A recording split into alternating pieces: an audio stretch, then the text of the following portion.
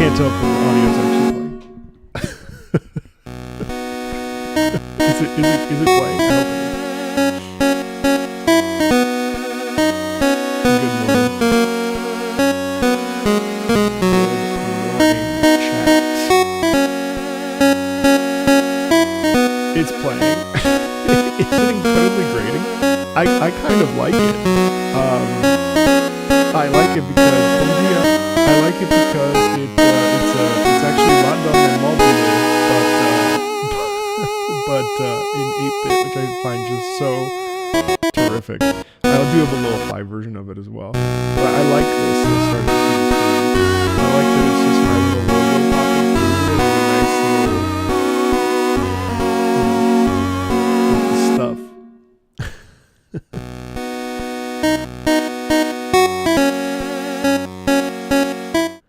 Yeah, well, I won't be able to talk over that. It's too loud. That's funny. Hello, everybody. Welcome in to our weekly Patreon live streams. Good night, Juan. Hope you're well from Japan. What's up, everybody? We are going to be doing things a little bit differently today because there's some stuff I need to get to weekly. Yeah, basically. I mean, it's more or less weekly. Hello. The game plan is, as always, we're a bit behind the schedule just because of some travel and the holidays and what have you. So, things to note is we will be a little bit behind. We're still in December, so hello to everybody that's coming in. It's good to see all of you all. Let me just, Gremlin, thank you for becoming a member again. Yes, and technically we did have that issue with my camera when I decided to stand up and actually not just sit. We're going to be here for several hours today, so this is a low commitment thing. I've also decided to start calling these video game music radio hours with Marcomeatball, because, well, that's really what they feel like more than anything else. So the game plan is I need to get through a couple different things from the Patreon requests. And so I need to film some of these videos. And then we'll dive into, sorry, I know that's annoying. And then we will dive into the rest of the list. So you didn't hear Guilty Gear. All right. So I've got all that procced. There's one more I need to grab. So the first half of this is going to be some deep analysis for patrons that are in the very, very upper tier. Usually they get individual videos, but in this particular case, I'm going to be smashing them together. Grab this. Perfect. Okay. All right. So I'm gonna analyze 1, 2, 3, 4, 5, 6, 7 tracks, and then we'll kick into. Yeah, you can suggest Pokemon music. Of course you can. That has since changed, and then we will get into the list. Let me see here. Sweet Jesus. Okay. All right. Well, we don't have too many tracks. To be fair, it's only. December only has like 1, 2, 3, 4, 5, 6, 7, 8, 9, 10, 14, 15, 16, 18, 19, 20, 20, 21, 22, 23, 24, 25, 26, 27, 28, 29, 30, 31, 32, 33, 34, 35. 35 tracks. We can do this today. So it's 35 tracks plus the 7 I'm about to react to. So no worries. Then the rest, January is quite big, so we'll do another stream next week, and then I'll have to throw in next week's streams. I'm already looking ahead. I won't be playing any other games on stream like I hoped I would. I think it will be more Wuthering Waves and Punishing Grey Raven, and then there will be lots of public filming next week into the rest of January. So no new games. Maybe some Dynasty Warriors when it comes out on the 27th. Maybe Final Fantasy VII. Oh, thanks, Jackie. Appreciate that. So that's the game plan. Hey. So that's the game plan for the rest of the month. So maybe a little bit of Rebirth. Certainly Dynasty Warriors. And then in February, really not much. February is going to be more of the same. Maybe I'll be able to get to another game on stream. It's unlikely, but the goal for that will be Monster Hunter Wilds. Once Monster Hunter Wilds comes out, the channel will basically become a Monster Hunter Wilds channel for the foreseeable future. So, all right. Hope everybody's doing really well. Welcome in. Welcome to our first Patreon stream of the new year. For those of you that aren't patrons, no stress. This is just a place to hang out, listen to good music that the patrons suggest. We do this, pretty much every Friday at this point. If you're new, welcome in. Lots of exciting stuff planned for the new year. I will make sure to not do what I did last year, which was pretty much have these streams only be patron streams, which is not what I want to do in the foreseeable future. Yeah, let's dive in. So today's game plan is a couple pieces: Tales of Legendia, Dark Alliance from the Emperor Battle for Dune. Rock Parade from Guilty Gear, Queen Dizzy from Guilty Gear, Fuga Melodies of Steel 2, and Claire Obscura Expedition 33, and then we'll dive into some other stuff, all right? Marcomeatball, that's correct, that's what this will be. Let's start up with the Mystery Dungeon theme. I just woke up from a nap. I was supposed to have therapy today, and it was like, virtual therapy, and the guy canceled. He didn't show up. He didn't even cancel. I just sat there for 15 minutes and I took a nap. So thank you, Jackie. I appreciate that. Hey, Zab, good morning.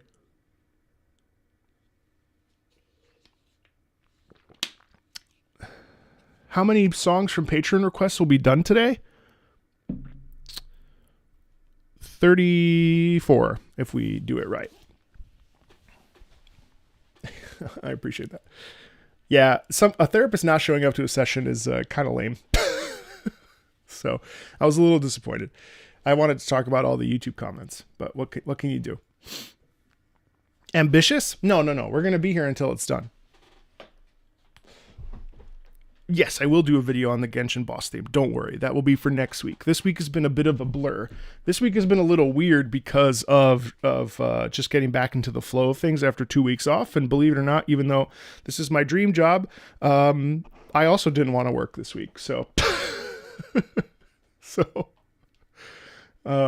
clearly his expertise is self-help. Thankfully, my insurance covered it. So, hey, Griffin, thank you. Welcome in, guys. All right, so the first 7 tracks are going to be deep analysis tracks. These will eventually be featured on their own individual videos.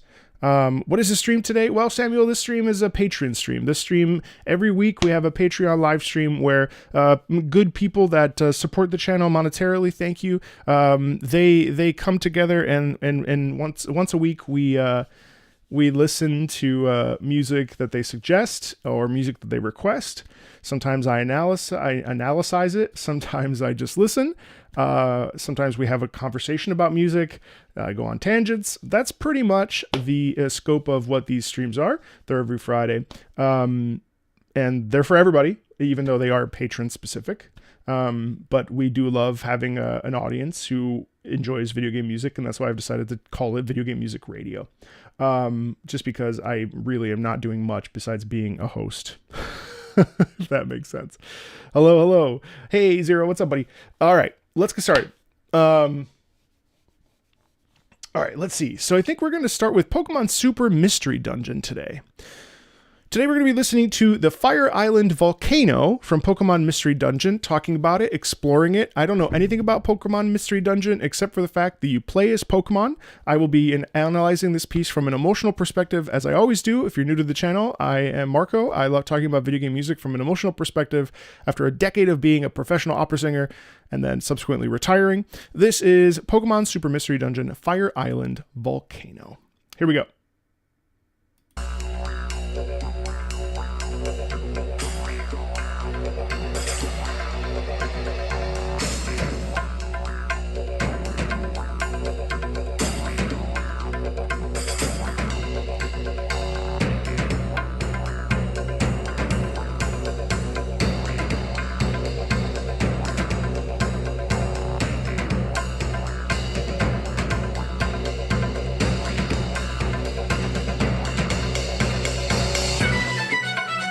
Wow. Hey, that's great.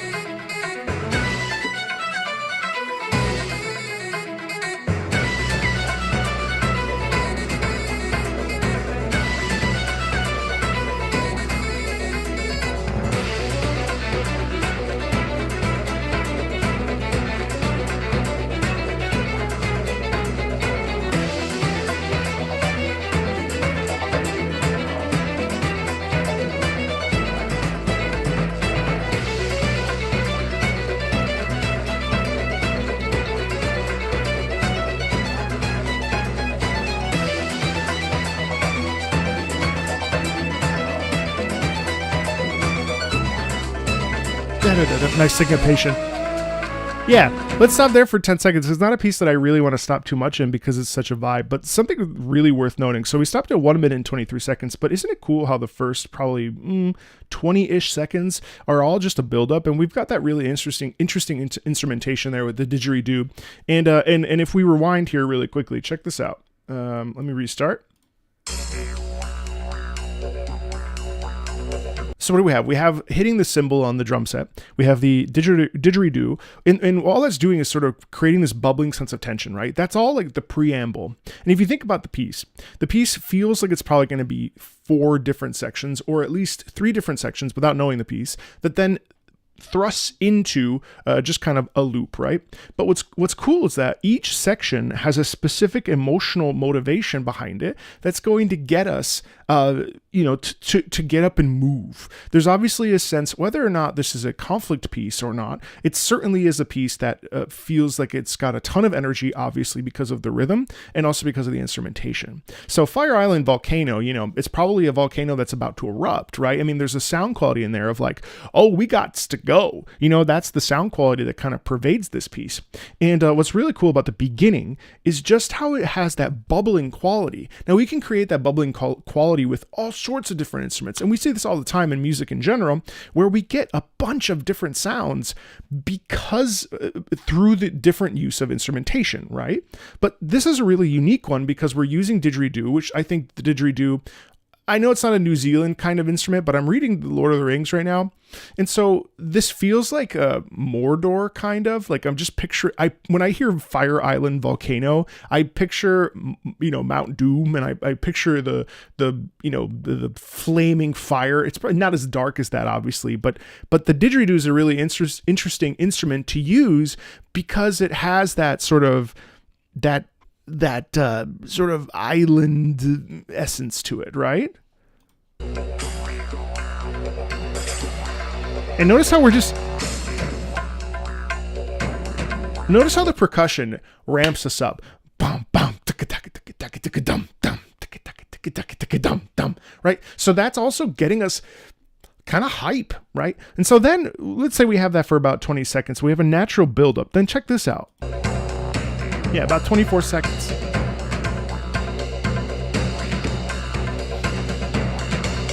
Louder, crescendo, and then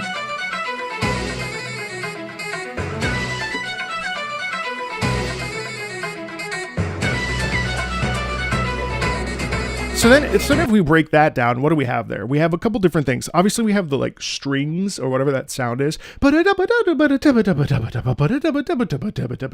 isn't that just like really, really enthusiastic, right? But on top of that, we also have this really interesting rhythm underneath. Let's check this out.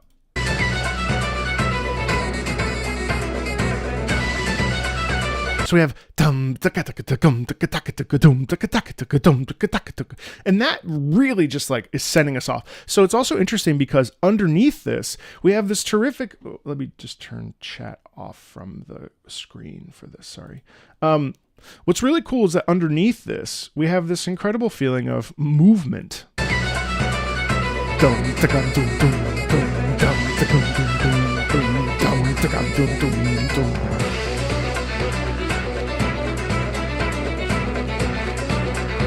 And isn't it cool though? Because while we have the rhythm kind of moving us in a certain direction, it's actually the upper register that's keeping us going. It's the upper register, the violins that's getting us amped up. And this is still preamble. I just realized that while talking about it. It's a total preamble, which is really fun.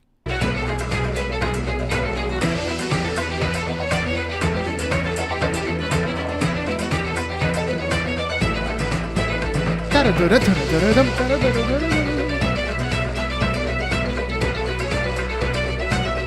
right, now we're gonna go through. I won't talk here.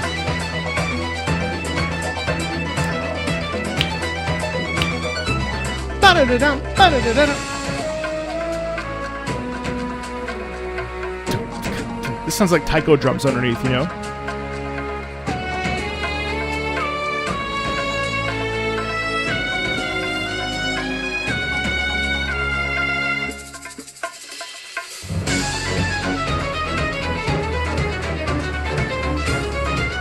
Violins go crazy.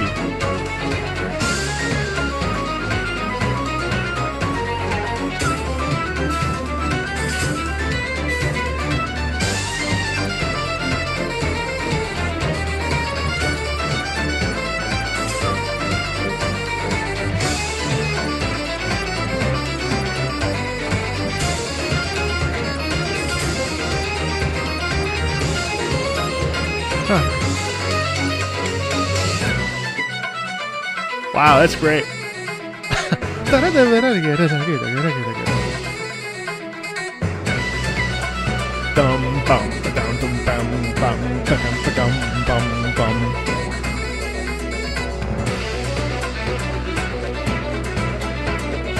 Yeah, we should talk about that because this is actually amazing. So really, realistically, we have 1 minute of just pure melodic, like the meat of this thing is really just 1 minute long so far. So the full, if you look at the track bar, if you really think about it, we have 4 individual sections before we get to the melodic section that really thrusts us as the main theme of this piece, right? Which is really interesting. So we have this first section, which is literally 30 seconds, this, and then this.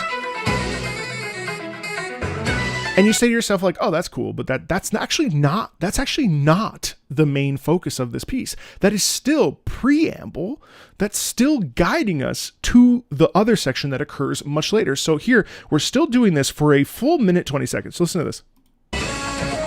Right there is the transition. Right at a minute 20. Right at a minute 20, that's where the transition happens. And then this is actually the meat and potatoes of this piece, right? So check this out.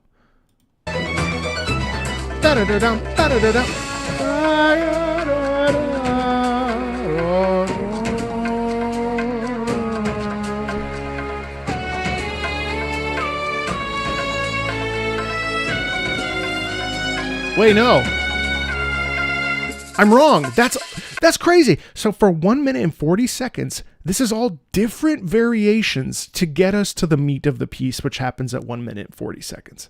Isn't that so cool? So this basically takes us on a journey of getting hyped and getting ready to then strike a chord and then dive into this chunk right down here, which is where all the excitement is happening. So check this out. That's the crux.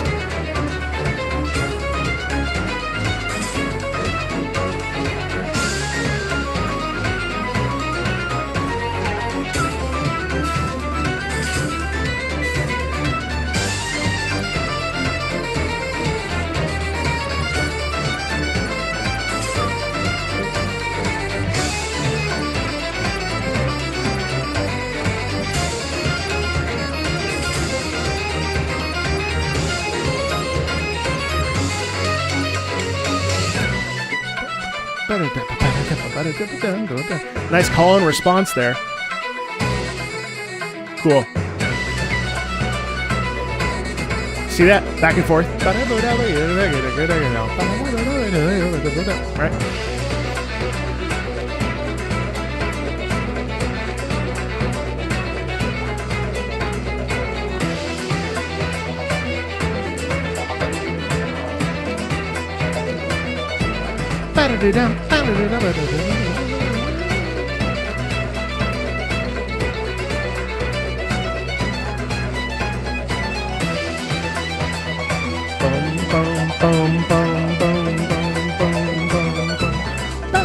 Nice, interesting harmony there. And then we're kind of repeating ourselves here.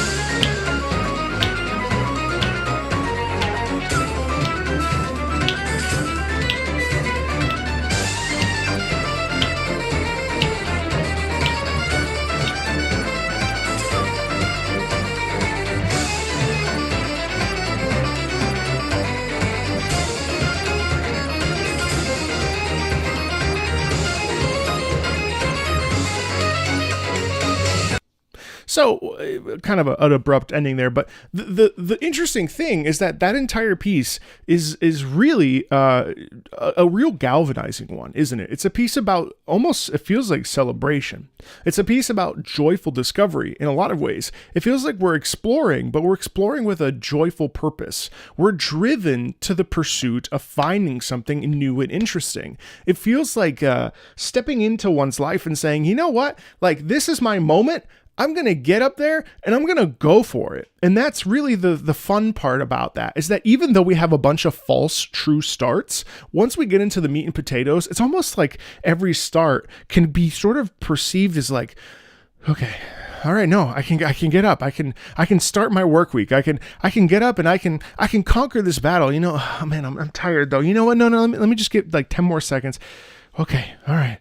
Let me get going. And then we thrust ourselves into the action and we say, yes, all right, I can take this. I can handle this life. I'm going to conquer this day. And off I go to the races, right? And that's the sort of bright enthusiasm that really comes across in this piece. And I think like it's important to look at both how the sections are broken down, which hopefully I helped you do. And then in this particular emotional context, hopefully you can also see that might be a perspective, obviously not knowing the context in the game, but that's also part of the joy and fun with this particular sort of exploration that we do, where there's unlimited options for the most part. You know, it's a bright, warm, happy piece, and I think it's fun to celebrate it and to feel an enthusiasm about what we're experiencing. So yeah, really nice piece. I really enjoyed that. Thanks a ton. Okay, hello to everybody that's joined in. Hope you're doing really well. Just analyzing the first little several pieces here, and then diving into some other Patreon suggestions. But hopefully that was interesting and you learned something. Happy New Year and greetings to everybody that's come in as you've come in. So let's move over to something totally different. This will be a little bit of a longer piece. This is Emperor Battle for Dune, which is an RTS game. And this is called Dark Alliance. So really curious to hear what this will sound like. And just so you know, this won't be like this for the rest of the month. It's just this particular, just catching up on some backlog stuff that, unfortunately, with the holidays and stuff, I wasn't able to sort of cross off my list before the end of the year. So just so you're aware, that's what's going on here.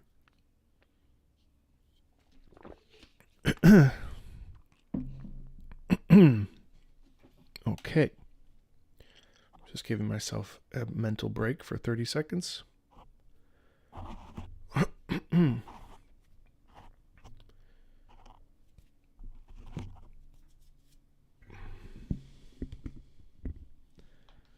Your enthusiasm for music has always been a source of joy. Well, that makes me very happy to hear. I appreciate that so much. I'm not going to say that I have the most in-depth or, crazy analytical, sort of takes. I do have takes that are based around, emotion and feeling and passion. And enjoy your lurk, Mystic. Thank you.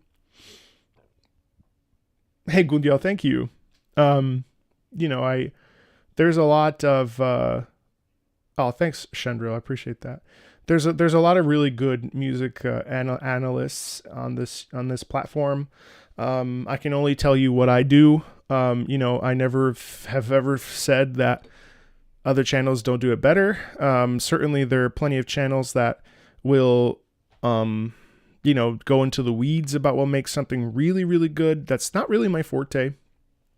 In fact, I was meeting with a YouTube advisor yesterday, and he was like, "Oh, it'd be so amazing if you could do a video series about how you could make a video game music better." And I'm like, "Bro, I hate to tell you, but I don't have that skill set." I don't have that skill set. That's not what I do. I'm an interpreter. I'm not a composer. So it's well, I'm glad that you feel it's calm. So January requests will start coming in next week. Yeah. How has immersing yourself into the medium of video game music impacted you compared to more traditional music like your career in opera? Well, really, I think it's been way more meaningful because I'm deeply connected. Yo, what's up? I'm way more connected to video game music. I always have been ever since I was 7, basically. I think I've always felt more connected to video game music as a genre than I ever did classical, even though I love classical. I think if I can facilitate people to connect to music that they love a little bit more deeply, then that's a job well done. But anybody can do this stuff on their own. That's really the goal, is to teach you how to creatively and instinctually listen to something by pointing out the obvious, and then taking it a step further and having you be like, oh, you know what?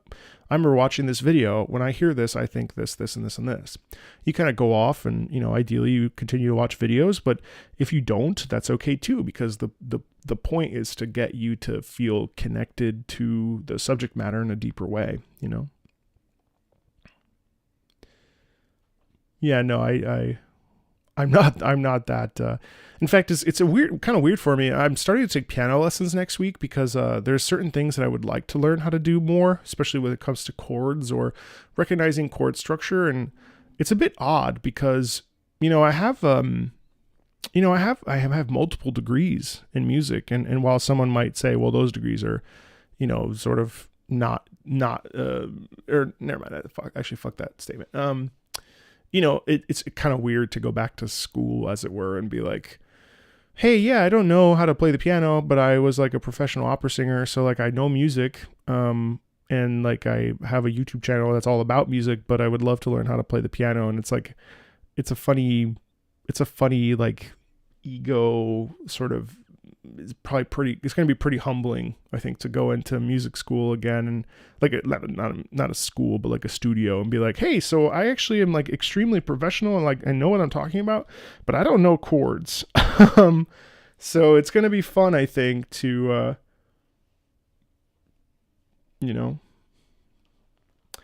I love music and want to start a channel about it, not in English. What do you think about it? So just do it. See what happens. Really rise up. No, I haven't been able to finish it. So I need to get back in there and grind. Oh my God, Joel, thank you. I need to get back in there and grind it. Thank you, Joel. Oh my God, 50 subs. Ooh. Thank you. I'll tell you what I want to learn. I want to learn, I have a Studio Ghibli piano book here that I have dabbled with a little bit, but one of my favorite songs of all time is, there's a couple, most of them from Studio Ghibli movies, but Merry-Go-Round of Life from Howl's Moving Castle is one of my favorite pieces. And this isn't too hard, but just like really getting it into my fingers. I also want to really get good at A Town with an Ocean View from Kiki's Delivery Service and The Legend of Ashitaka. Those are some of my, and of course, One Summer's Day from, I'm pretty much going to try to like learn this entire book. Thank you, Joel. Appreciate that very much. Happy New Year. 6 months. I appreciate that. Yeah, so that's sort of the plan with piano lessons, and hopefully I can also provide more value for you and talk about chords and that's certainly one thing I'd like to focus more on in the new year is music that's based around talking about chord structure and things, because yeah. I'm really close to getting all of them leveled up. So when I do that, I'll definitely stream it. It should be probably within the next week. I'll probably do it next week, honestly. Thank you, Joel. Do I get enough money from YouTube? I make a living wage. Last year I made I had a 9% increase in my revenue from AdSense. So I ended up right around $60,000 last year. Oh, cool.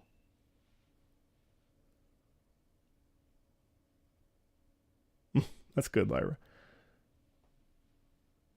I'm not making millions of dollars, but hi, Jonathan. But I'm certainly making a living wage, comfortable wage. And then with sponsors and stuff, it's a little bit more, but not by much. Maybe an extra $10,000. So it's like a lower middle class. I'm happy with that. Yeah, I was happy that they sponsor me. I make enough to feel like I can do this full time and be comfortable. If I needed to take on another job, I could conceivably, but I'm very happy with that. So no problem. So yeah, and I don't say that to brag, but you asked, so I don't mind being transparent about it. In fact, it'd be nice if people were more transparent about it.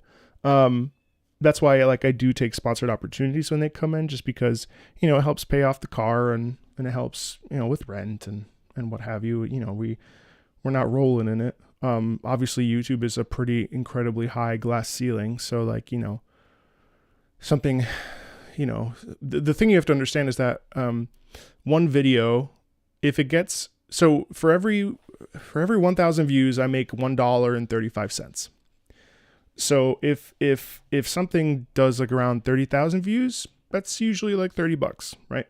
If something is 100,000 views and it's watched multiple times, that ends up being, it could be $300, $400, which is really, that will make the month a little bit more comfortable. Now, if something gets 1 million views, let's say it goes viral and it gets 1 million views really fast, yeah, that's a really good payday.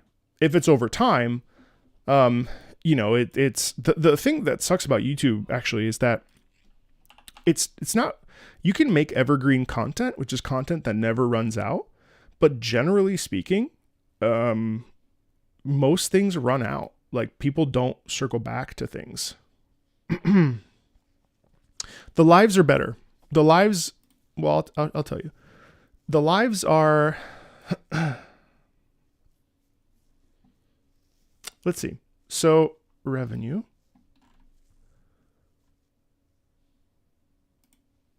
It's all through watch page ads, memberships, obviously, Joel. Those help a lot. Let's see. So yeah, so I make $1.69 for every 1,000 views. My shorts make 14 cents for every 1,000 views. My lives are $1 more. So for every 1,000 views on a live, I make $2. Which is pretty interesting. And I don't know why the lives are a little bit more, but so for instance, yeah, okay. So for instance, let's look at,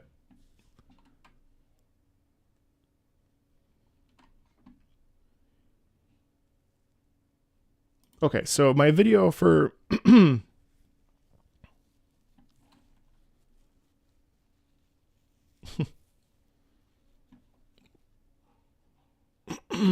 per hour? No, per view. So if someone, well, it is mixed with watch time, so that's a separate discussion. So no, watch time does matter, but I don't have that information in front of me, unfortunately. Let's see.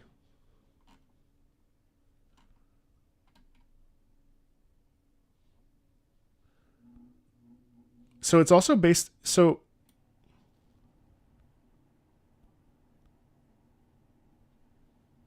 let's see. So for instance, when I have my Pokemon video with True Green, that's made about $352. That's about 95,000 views. And that RPM, which is, I forget what that stands for, rate per minute, that's $3.70. So, whereas the opera singer Honkai Star Rail Sunday's Boss theme, that's made $236. It's got 103,000 views. So it's actually made less, even though technically it's performed better. And that was $2.32 per view. So it's pretty interesting. But that's why I post a lot, because I'm not one of these guys that can, like, every video gets 100,000 views, which you could probably be more comfortable doing, but it ultimately equals out. So if I post a lot, it breaks even with somebody who posts 6 times or something, and every video is like 100,000 plus views. You know what I mean? What means a view? Yeah, I don't know, because that's the mystery of it. I don't know what views means, because is it just like you watch a video, you click on it and then leave? No, it's I think it's also based on time watched as well. Hey, Mark. So anyway, so that's, yeah, I think it's realistic to have a career on YouTube, but I also think there's so much luck involved, and I've been really lucky, because, you know, the channel sort of just happened 3 years ago almost. February 11th is my 3-year anniversary, and it just happened. I do get some payoff from YouTube Premium. Just so you know, there is a little bit of, I forget how that works, but essentially there is some degree of,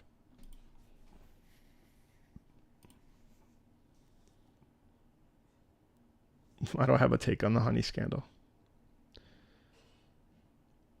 Yeah, YouTube Premium does provide about 19% of the revenue, but the most of it comes from AdSense.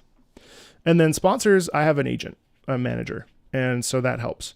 But, you know, usually those are like gotcha games, or like appliances, or NordVPN or stuff, you know, like, you know, that's a whole complicated discussion as well. But I do know, like, some YouTubers make $1 million, like, easy. You know what I mean? So the ceiling is very high. All right, shall we keep going? So this is, because we have a lot to get through. I want to make sure that was a fun discussion. You know, money is not really something I have a problem talking about. I think you have to understand that's not normal. You know, oh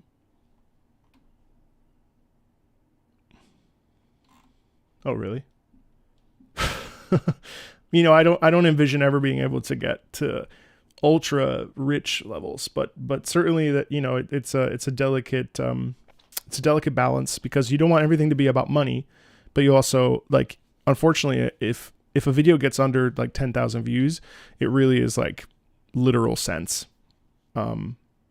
You know, and thankfully I also enjoy what I do. So just always striking that balance between, you know, I also, obviously the Patreon supports me a great deal, and that's gotten to a point where finally I'm also able to take some of that home. But the Patreon is really for my editor and for my thumbnail artist, and for them to produce the highest level of work requires, you know, income.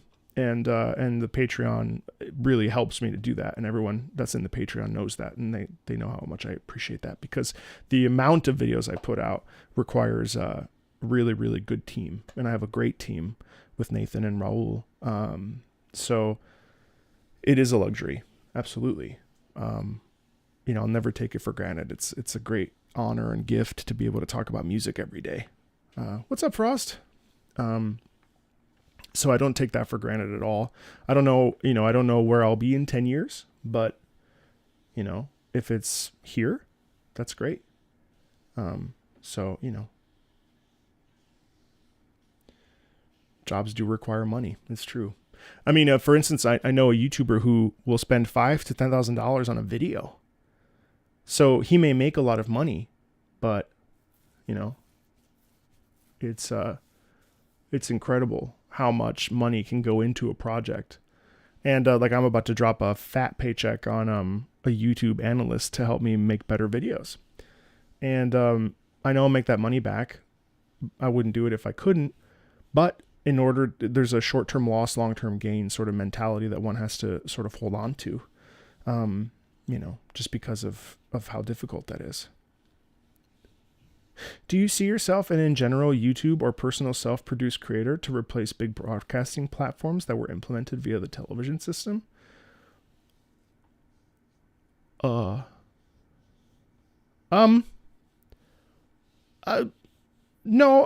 Well, I mean, I think in some ways, I think that there's radio programs that are a little bit structured differently than mine. I mean, mine is like, I don't know. I don't know how to answer that. That's a big question. I think it would be a bit conceited to say that I want people to watch me over watching TV. I also don't think that my content is made that way. There's other stuff that's probably more compelling. I also think as a sub niche of gaming, there's less. It's a like as a sub niche of gaming, I'm in sort of like my own little category because I also am doing less reactions. And so like reaction content is very big and it will continue to be big.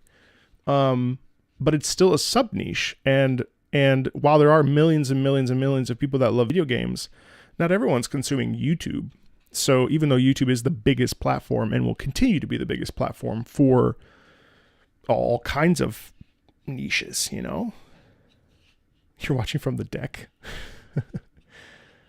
But I don't think that. Good morning.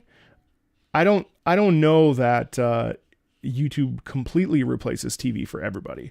Though certainly, as many of you have mentioned, even in the comments here, that we rarely watch TV. If we do, we'll watch like a show, right, or like a movie.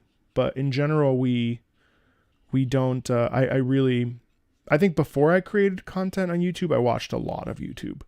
Now I really, unless I'm looking for video ideas, which I do that once a week-ish, I sit down and I'll look through like what's trending and what's popular and try to figure out how I can spin it for my own channel. I would say that I don't really like frequent YouTube. Hey, Amira. Okay, guys. We'll talk after this song. Uh-oh. Ivy's here. Ivy, I made a whole video based on our conversation on Twitter yesterday, by the way, 2 days ago. Hopefully it will be very interesting. I appreciated that conversation. I always appreciate how kind you are. I hope... No, Joe, come on. It's not necessary. You don't have to do another 50 subs, dude. Thank you, Joel. That's very kind. Talking about money was not a ploy for you to spend more money. Just for the record. Hey, Hyson, this is just for patrons right now.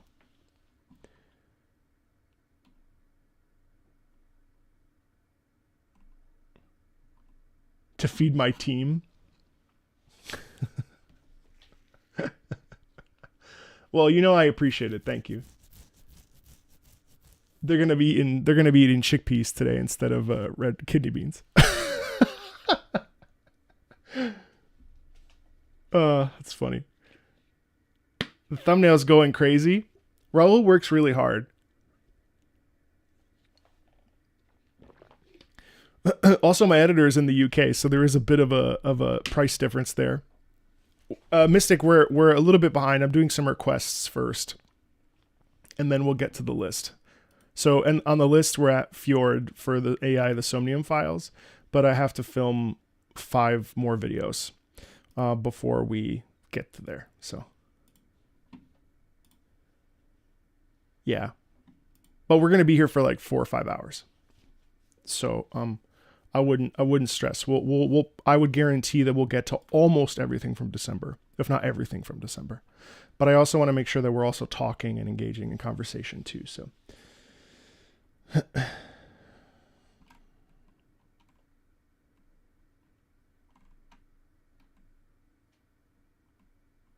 they're allowed 2 minutes out of their cage.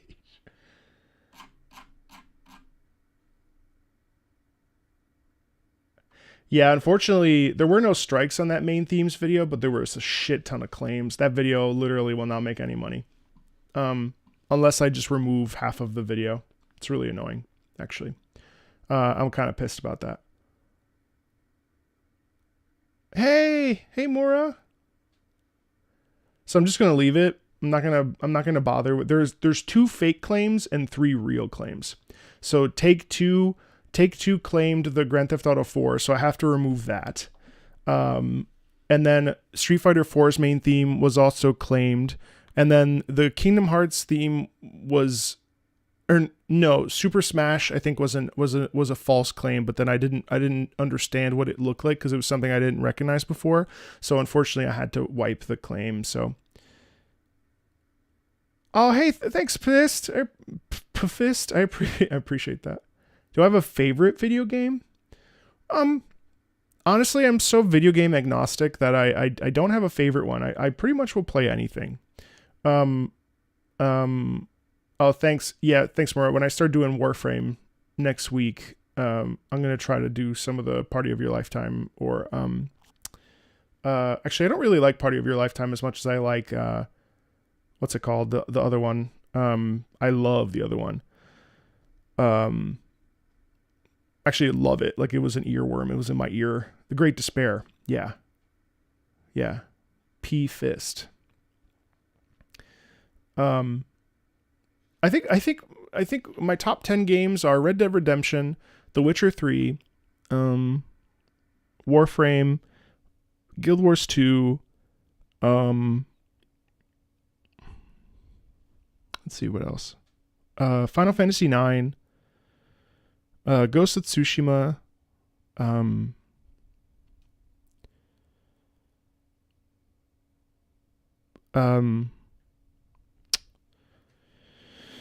Ace Combat 5, I guess. I like all of those equally, so just Ace Combat, the series. I don't like them enough to play them multiple times, but I love I'm a huge fan, if that makes sense. It's not the type of game that I'll play 100 hours of.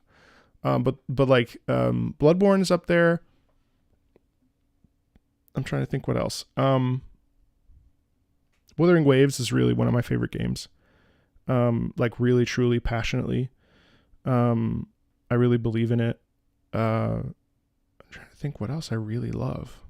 I just love games. Thank you, Brotherhood.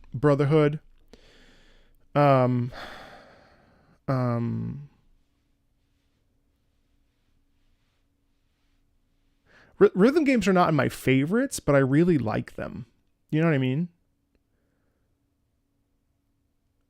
I do love Monster Hunter. I was going to say Monster Hunter World, but I have a love-hate relationship with Monster Hunter because everything takes so long, which is why I joked that in February and March, the channel is just going to become Monster Hunter Wilds channel because I'm going to stream it like every day. I really love Battlefield 1. Battlefield 1 is my favorite. And in terms of my favorite indie games, oh my god, my brain is like blanking out so hard right now. I also love Titanfall 2. I love Titanfall 2. Titanfall 2, Battlefield 1 are my favorite FPS, I'd say, that I always come back to. COD World War 2. I don't play sports games unless they have some like fun twist. Oh my god, Day of Defeat was my favorite. Yeah. Undertale's great. Again, favorite though is hard because I I probably won't ever replay Undertale, if that makes sense, even though I loved it. You know what I mean? Oh my God, you guys. Arknights, I love Arknights, but I don't know that it's my favorite game. You know what I mean? Jason is gorgeous. I should finish that this year. Oh God, Day of Defeat. I played like 20 hours of Metaphor and put it down. I just don't really like, I really don't like elemental, I don't like elemental reaction games. Genshin's combat system, Pokemon, any of the Personas or whatever. I just can't get into it.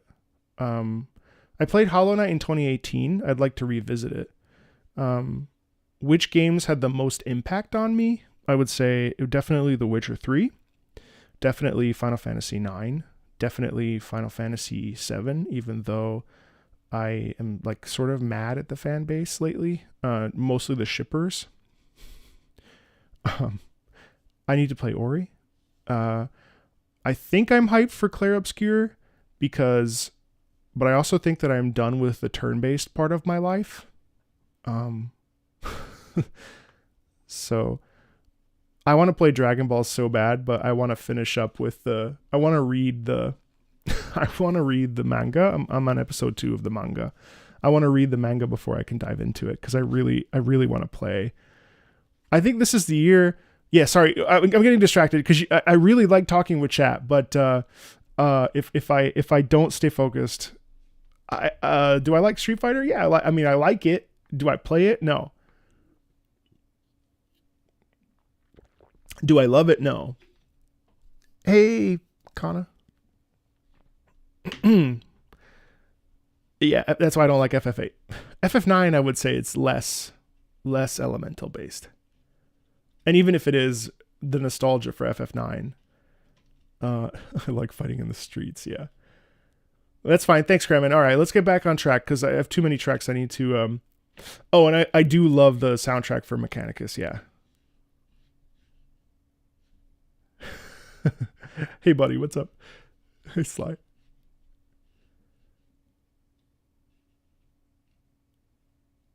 I think it will have an amazing OST. Yeah. The only racing game I've ever truly enjoyed is Forza 4 and Forza 5. I never cared for. I really liked Parasite Eve 2. But I tell you, I play anything. Portal's fine. I'm not crazy about puzzle games. Okay. Anyway, let me just do this. We'll come back in 5 minutes. Next up is the next track we're going to be listening to. We're going to be listening to today. Today we're going to be listening to Dark Alliance from Emperor Battle for Dune, which is I'm kind of excited about because Dune is an interesting story, and believe it or not, I tried to read Dune multiple times in my life, and the only time I actually got to it was I stopped one chapter before the end, which is something I do. I've noticed this with myself with Persona, for instance. I played 100 hours of Persona 5, and I knew that I had like 20 more hours, and I just said, and I just stopped. Breath of the Wild was another one where I got to like near the end, and I had to fight Ganon, and I said, So apparently, I'm really excited to listen to Dark Alliance from Emperor Battle for Dune. It's an RTS game. But yeah, I can't say that I've ever finished the actual book, but I feel like, I feel like I got my fill of Dune. It's Frank Herbert's writing is complex. Well, anyway, let's listen. That's neither here nor there. My name is Marco. I am a former professional opera singer, and I love talking about video game music from a technical perspective, but more so from an emotional perspective. So let's see what we're working with here.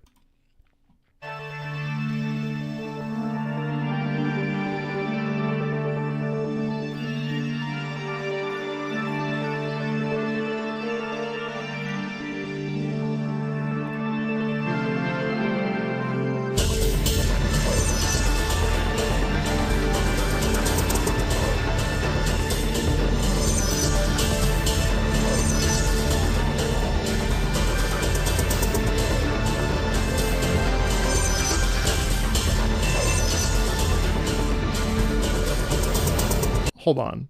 The fact that you wrote Frank Herbert's writing really makes my beef swell just totally fucked up my train of thought.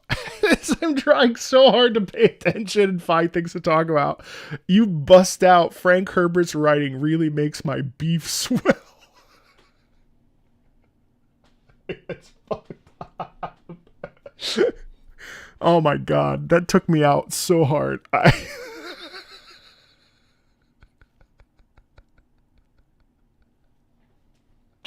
That took me out of my fucking, like... That's so funny.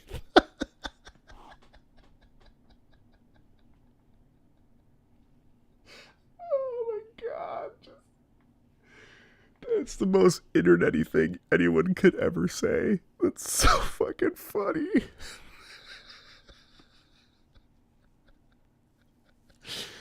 Oh God. Oh, that's so funny. All right, Nathan, cut that part out, please. So I find the first part of this really interesting, actually, because it is a thrust of danger right off the bat. So obviously it's got an industrial. I hate you. Beef Swellington. I don't actually hate you. I'm trying to work, man. I gotta film these videos. I'm behind. Lock it in. All right. Marcomeatball. That's my cooking channel. That's my cookie channel. Marcomeatball. Oh man. That's funny. Yeah, I'm way too involved in chat today. I promised people that I would record these today, so I need to record them. That's just a very funny thing. So the beginning of this is really interesting because obviously it's industrial. Obviously it's got that bit of that crunch, and it reminds me quite a bit actually of Warhammer Mechanicus, in the sense that there's a latent danger within the music. And one of the interesting parts, and I won't stop too much because it's a 5 minute and 55 second piece. Try to break it up into three. I'll break it up into 3 chunks, but tree trunks. But what I find really interesting is if we go back to the beginning really quick, and we're at 30 seconds, but just check out how this starts.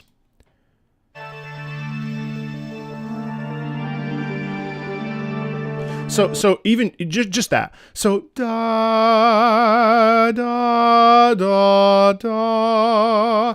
Isn't it? I think isn't it interesting? Maybe. But what I find really interesting about this is that it's 3 notes. Da da da da. So we go up. So we start da da, and then we go down below that tonic. Da da da. And so the da, that's the center of our sandwich, and then we go up, we add the bread, and then we go underneath, we add the bread, and then smack together, da da da.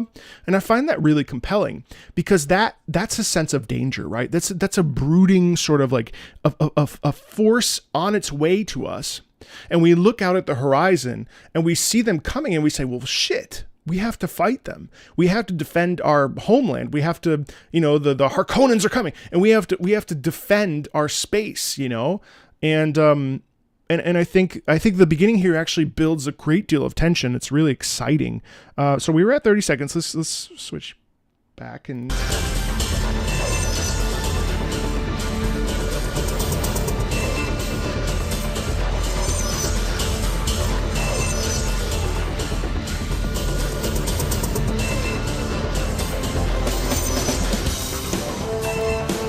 Wow, that's definitely 90s.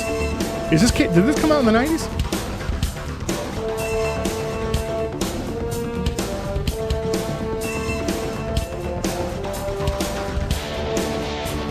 Fuck yeah.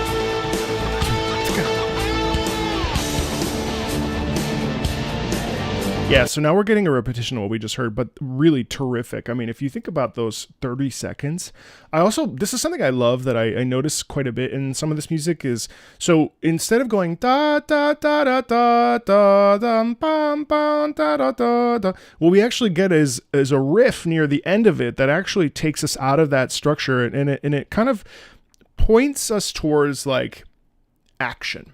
Right. And if we think about it, music ultimately is action. It's movement, right? Unless it's a real placid sort of like stable sort of still piece that doesn't have a lot of tonal changes and pitch changes and so on and so forth, what we end up getting is actually a ton of movement. You know, music can really galvanize us into adjectives, into combat, into running, into you know, is that what an adjective is? Fuck, I don't even remember. A point is that like action words, moving towards something. And what I really appreciated was, I think it was around 120. Oh my god, my brain. I think it was around 1 minute and 20 seconds here.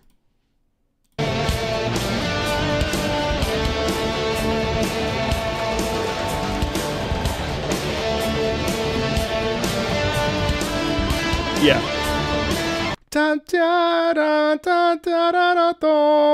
That feels so much more interesting than what comes before, but what comes before sets it up so that that part is much more interesting than it.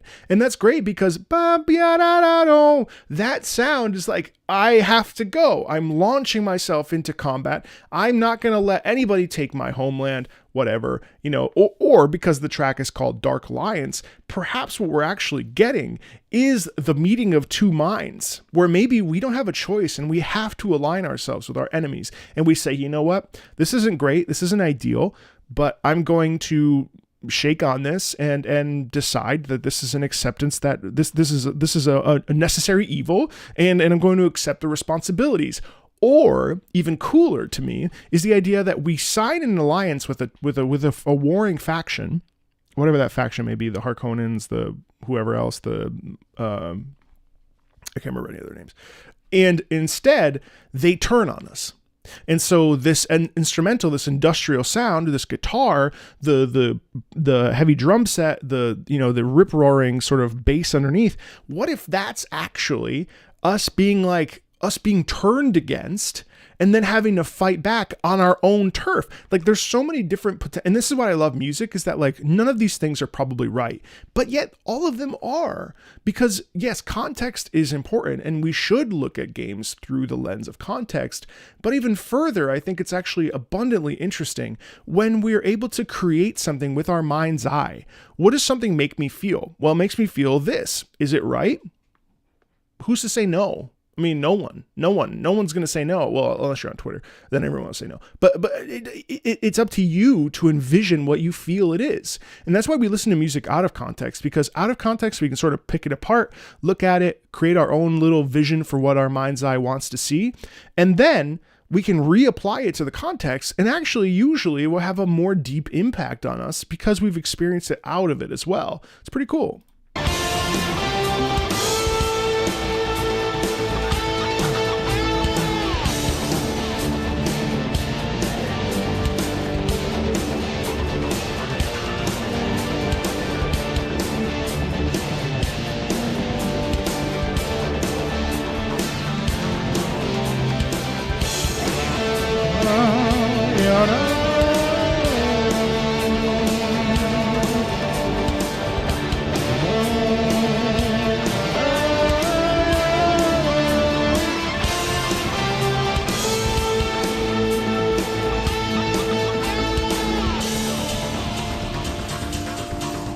Now there's a shift. But even that, you hear like even that. I mean, this is like, we're talking like subtle stuff. But what's important is that we look at video game music, and we look at music in general. You can do this with anything, classical, industrial, riff, whatever. When you look at it when you really pick it apart and look at it from a Z-axis, you can see all the different layers.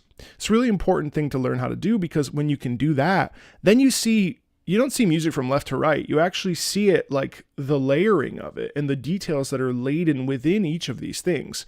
And it's a really cool thing to even pick apart ba-da-do. Like, what does that mean? Well, who knows, right? But it's up to interpretation. It's up to your interpretation and how it makes you feel from your gut. You know what I mean?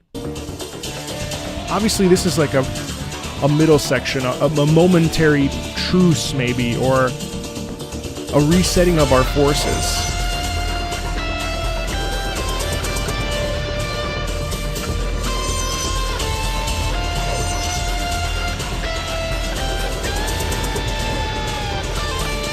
Man, that guitar is sick though. New section.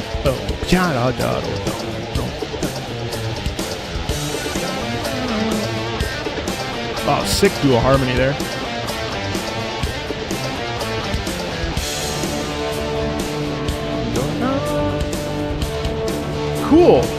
Cool. So now we actually have handed off. I don't know if you caught it before I stopped, but we hand off the we hand it off now to what sounds like the French horns to me, or maybe the trombone. I think that's really cool because we're tossing the baton to a different instrument set, and the different instrument set provides a different soundscape for us to sort of ponder and listen to. You know what I mean?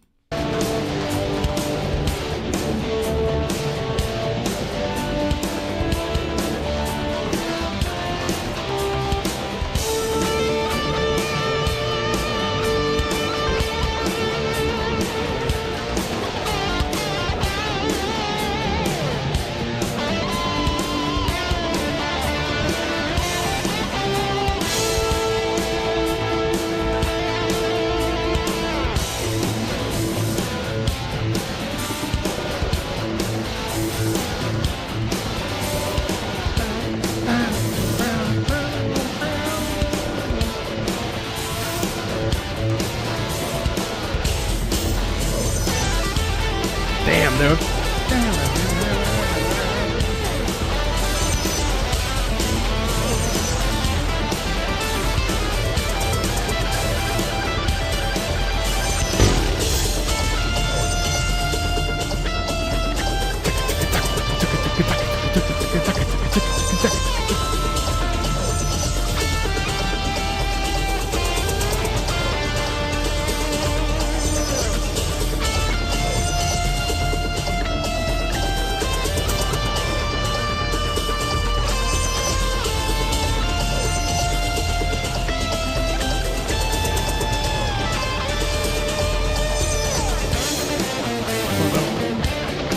Sick doubling here.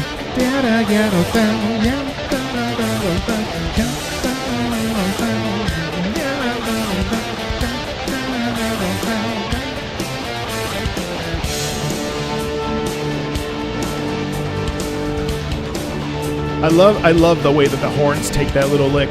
Ta ta. Ba ba.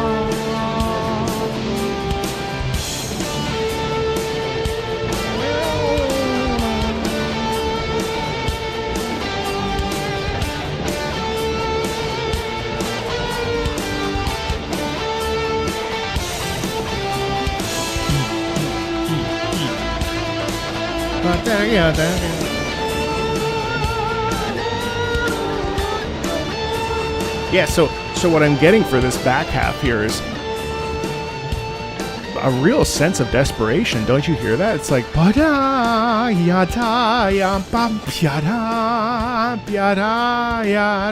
and I think the reason why that is because we have a little bit of an augmented we have a dissonant movement there. Do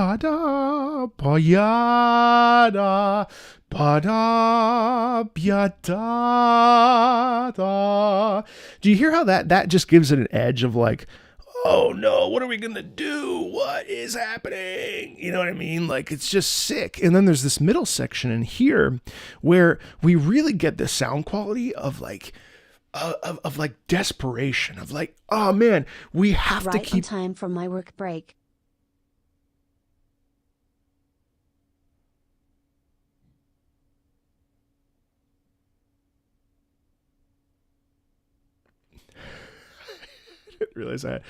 I didn't realize I had TTE. I should probably monitor that. I should probably adjust that slightly. Thank you, Hal. Hal, 17 months. My God, you're on a 15-month streak right now. You could have wrote anything. No, don't be sorry. What I really love about that is that sound is desperate. That sound is like, holy shit. Like, we are going to lose everything, right? There's the middle section here where it really feels like we have no chance. And yet we keep fighting. There's a like, I gotta keep going. You know what I mean? And that intensity there really carries that track. And I was nervous. Honestly, I was nervous that it was going to be a little bit boring because I never heard of Emperor Battle for Dune. So, I mean, I know I've heard a lot of RTS tracks and there will be more this year, of course. But it's like, well, actually, that turned out to be awesome classic rock that also felt driven and felt inspired. And it felt really like we're launching into a battle and we formed a Dark Alliance and whatever it means. And again, I think that that's the beauty of discovery within music, is that we can sort of like, not only does it sound good, but there's also like deeper layers to that. You know what I mean? And I think that's what's worth continuing to explore. And that's why music is so cool. So if you like that, there's more RTS music on the channel. Thanks a ton. I'll see you later. Don't worry, Hal. Don't worry. I was just... Is Harkonnen a Finnish word?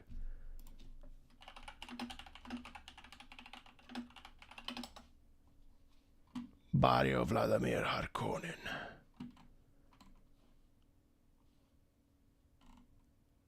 What does it mean? Oh my God, I didn't realize there were some Finnish people here.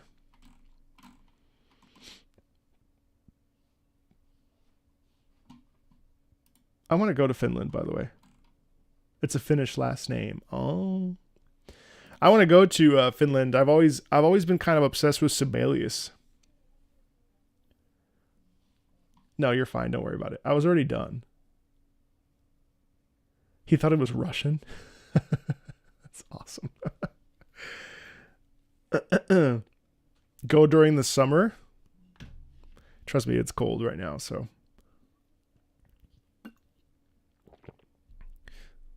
Oh, because of the 50s.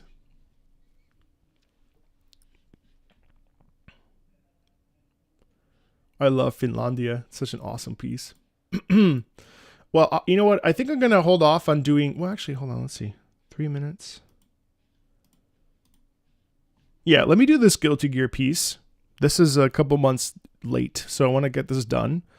And then we'll do Fuga 2, and then Claire Obscure is like a 2-minute piece, so I'm not too stressed about that. All right. So this is...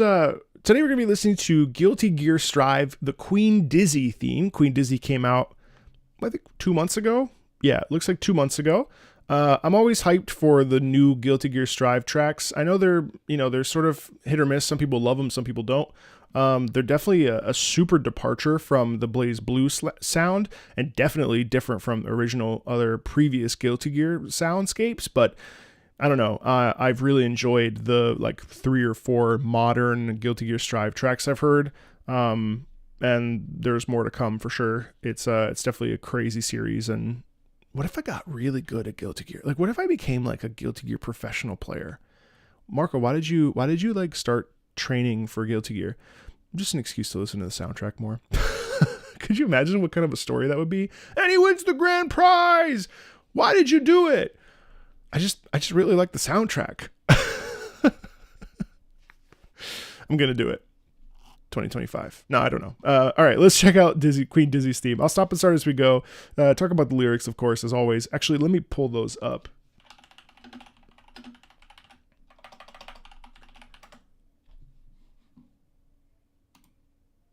Radiant Dawn.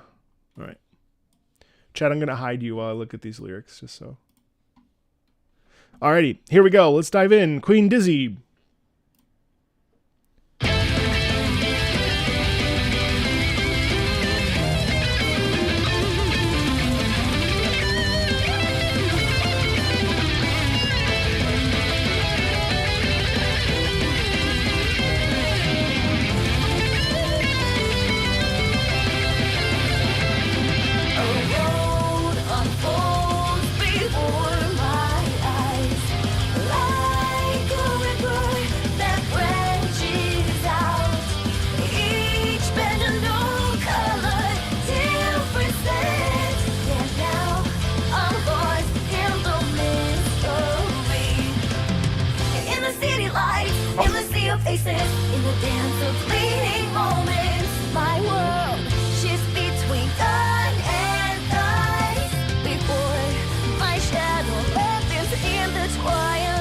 Oh, cute.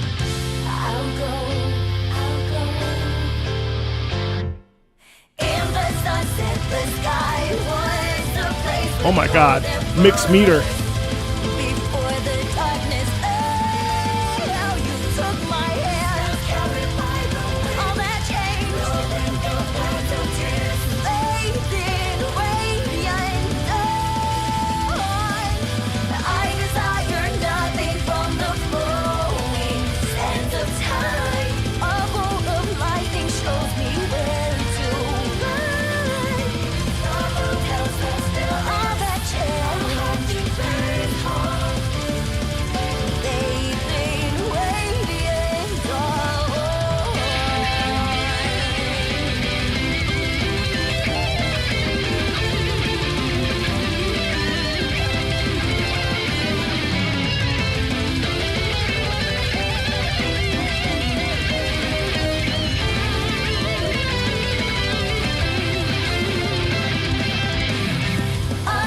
I just have there and collect my mouth off of the floor.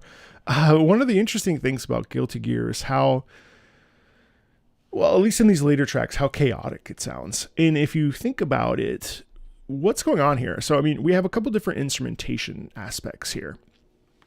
We have the drum sets, we have the electric guitar, we have the voice, and we have this piano. Now, the drums and the guitar are cacophony. I mean, like, just like the loudest thing imaginable. And if we were to strip them away, don't get mad at me, but I actually think we'd have a beautiful Taylor Swift song. Okay, so but anyway, enough of that. But my point is, what I wanted to say was that what I really like about this piece is how joyful it sounds. There's a bright, wonderfully like excited energy about it, almost kind of naive / pious. I mean, let's look at the lyrics. A road unfolds before my eyes like a river that branches out, each bend a new color, different scent, and now I'm lost in the mystery. In the mystery of what? The road unfolding before her eyes. In the city lights and the sea of faces and the dance of fleeting moments, my world shifts between dawn and dusk. Before my shadow is left in the twilight, I'll go.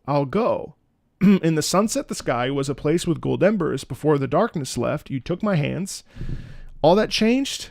I desire nothing from the flowing sands of time. To just be with you. That's all I want. I just want to be with you. You know, I like got lost in the power of love, you know? A bolt of lightning shows me where to fly. All that changed. A heartbeat plays home, bathed in radiant dawn. It really is a song of joy, of commitment, of you know, we have a lot of songs about unrequited love.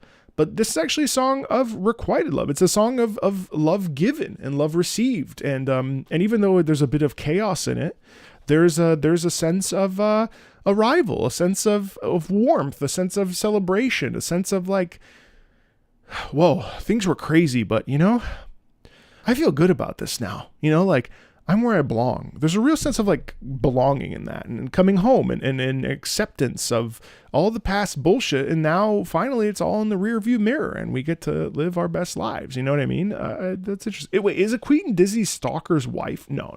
I made that up.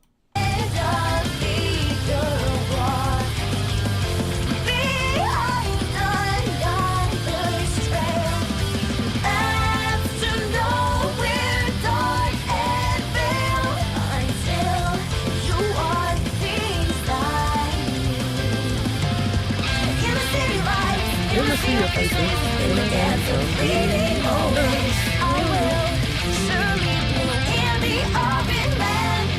I'm there to cross the line now that I see you. In the sunset, the sky was a place with golden blues. Before the darkness took my hand. All that changed without breaks. They've been radiant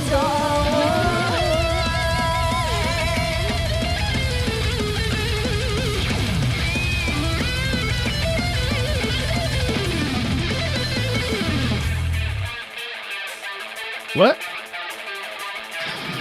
Whoa, whoa, dum dum dum dum dum dum dum dum dum dum dum dum dum. That's a big stark shift. What's happening?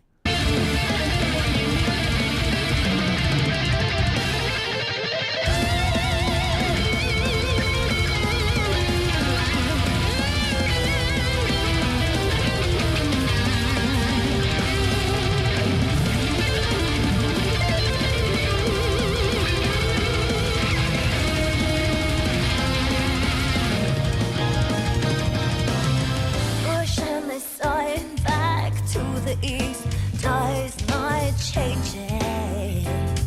The world behind the eyelids remains miserable. What? But if the past was R&B almost. necessary to find you, What? I will accept anything, for there is nothing I want more than now. In the sunset, the sky. Oh my God, whiplash. Okay. Golden rose before the darkness. Oh, you took my hand, all that change. Bathed in radiant and erasing the past and the present, heading for tomorrow. I'm feeling I can't define. My heart betrays home. My heart betrays home. I will accept anything.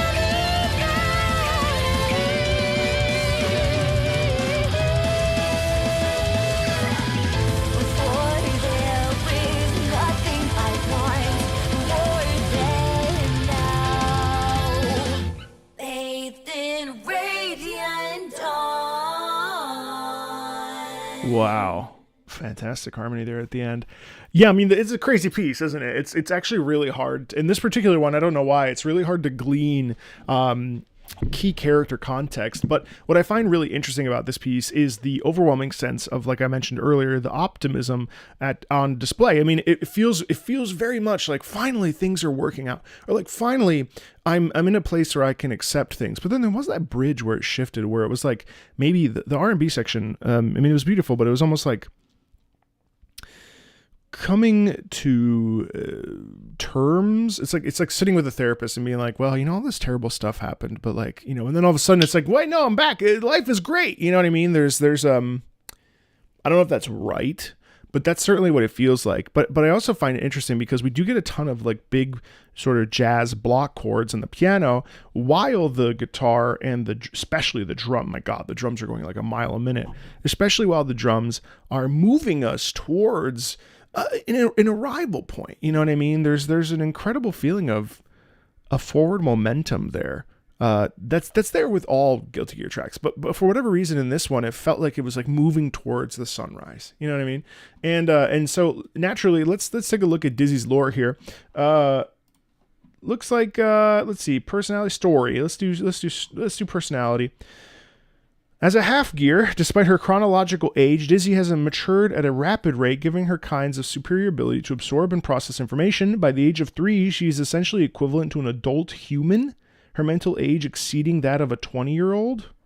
What? Gentle and kind towards those she encounters, Dizzy has a motherly demeanor, coupled with an honest heart and pure mind. Well, yeah, so you hear the pure mind in the lyrics. She loves nature and strongly opposes all conflict. Despite her like music sort of propelling that, her immense power and her lack of control over her guardians, Necro being a personification of her violent instinct, while Undine seemingly representing a sense of self-preservation, so maybe the middle section represents Necro, only cause her grief as she sees it as a curse, fearing it to hurt others. Yet while she resists violence which she can, Dizzy isn't necessarily a pacifist, as she understands that destruction is simply a part of the cycle of life. Due to her persecution by humans, Dizzy initially distrusts them and isolates herself, but this only causes her more sadness as she longs for human contact. Before she met Testament, Dizzy's solitude was such that her only wish, if she had one, would be to have a friend, someone who would accept her even who she was. However, her meeting several nice humans has led her to change her mind. So maybe this piece almost feels like maybe it's related to that moment of where she like gets a sense of discovery, and while she does have that voice in the bridge that's kind of like kill them. There's still a sense of okay, yeah, like humans, not all humans are bad. Like I actually feel like, oh, okay, like this is okay. You know what I mean? Like it's cool. Details regarding Dizzy's birth are unclear, only that her mother is Justice and that she was born in 2177. While Justice was sealed within her dimensional prison. As an infant, Dizzy looked like any other child and was found by an elderly childless couple who decided to raise her. She spent 6 months with them, but then other villagers became afraid of Dizzy due to her accelerated growth, and even more so after she grew wings and a tail. As it became clear she was at least part gear, the village believed her to be a monster and tried to dispose of her. To protect her, the couple hid Dizzy away in the Forest of Demons. At first they would visit her, but then they gradually grew distant and never came back, and Dizzy got used to living alone. One day she befriended Josephine, a blind girl who thought Dizzy to be an angel. Dizzy let her visit all she wanted, but told her not to bring strangers. Sometime in 2181, Josephine led Cliff into the woods as they ran away from Venom, who wanted to kidnap Josephine as to lure Faust out after Josephine got hurt. Dizzy and Cliff took her to Faust's clinic, and Cliff revealed to Dizzy their real name, Testament, and that they too were a gear. Faust successfully treated Josephine and finally cured her blindness, but she noticed Dizzy's tail and the color of her wings. Aware of Dizzy's return, the villagers burned Faust's clinic in an attempt to kill her, and Necro and Undine retaliated despite Dizzy's pleas. Testament thus vowed to protect Dizzy and subdued her. No one was seriously hurt, but Josephine slapped Dizzy, calling her a demon, and then told her to return to the forest. Saddened, Dizzy left, accompanied by Testament, before she could see Josephine's change of heart, thanks to Faust's words. So, I mean, she's obviously like just gone through a lot of suffering and a lot of this push and pull, like trying to, like, she's essentially like, sort of a cast out, shunned from people, shunned from community, she's just your average gamer on the internet. I mean, really, if you think about it. So all that to say is that like, there's an incredible sense of like just wanting to be accepted. And maybe this piece is actually the desire and the wake up call to be accepted and to be a part of, a real place, have people connect to her. You know what I mean? She's just afraid. And I think maybe this piece that we just listened to made us realize, or at least like it was her realization that not everyone is bad and not everyone's out to get her, but that actually she can be loved and supported. Really cool piece. Thanks for sharing that with me. All right, cool. That was fun. Wow, that's crazy. Okay. All right, let's check out 2 more, and then we'll get into the Meatball must listen list for the rest of December.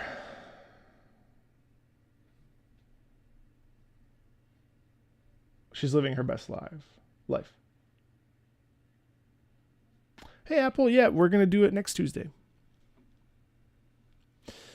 All right, we're going to be listening to Claire Obscure Expedition 33, which hasn't come out yet as the time of this filming.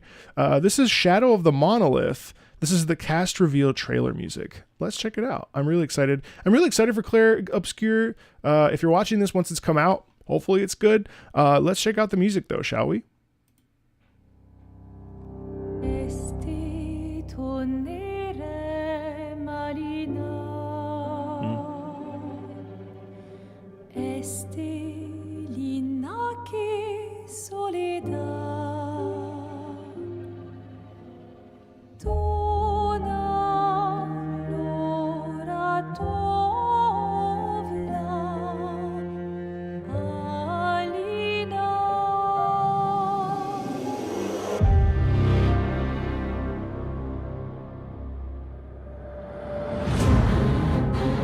Wow.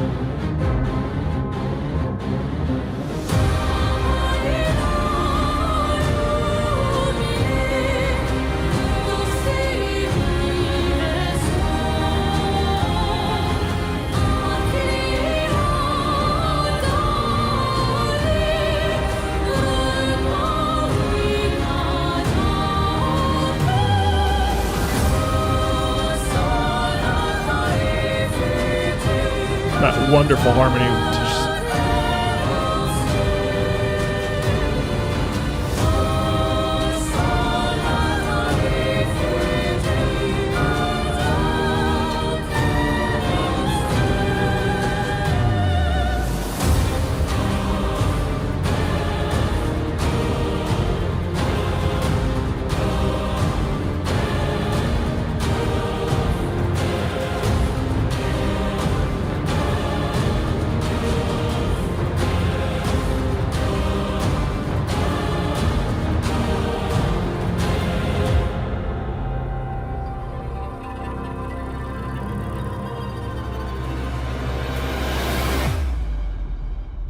What I really like about this piece is that, oh, there's more. Hold on.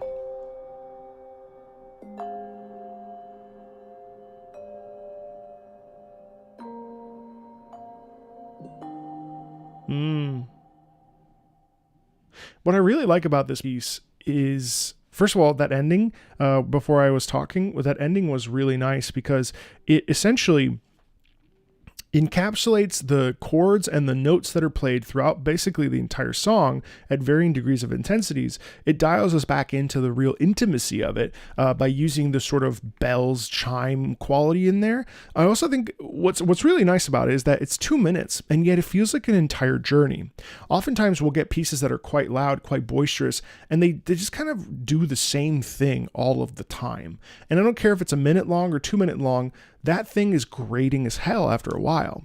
Whereas this succeeded in slowly building us up, setting us up with the emotional motifs and the melodic structure of this piece. And then in the middle, we're led into this big foray, this battle against a god. You can picture, especially with the heavy, I'll rewind it, but the heavy emphasis on the big beats as we see this sort of monster coming towards us. And it feels like an awakening. But it's not a good awakening. You know what I mean? I especially appreciate how we start in the beginning with this. This soprano in particular is very, very, very exposed. There's a sound quality in that of essentially a rawness in the vocal production. It's not perfect. It's not. There's a lot of breath in the sound. There's a lot of noise in the sound, and all of that is perfectly acceptable and totally valid, especially when you're trying to create a soundscape of tenderness, of weakness, of raw humanness. Again, when we overproduce and overproject or create something that's perfect, what we end up losing is the human aspect of that. And I think with music, what's really fundamentally important is creating an environment where we feel connected to it. Now, we can feel connected to it without any of that stuff, but I think that when we're choosing to have vocals, it's always nice to have a little bit of the imperfections, some of the qualities that make the human voice what it is and individual. In the particular case of this soprano, we do hear that individuality, which is quite nice. Let's just restart it really quickly. So we start with the low piano.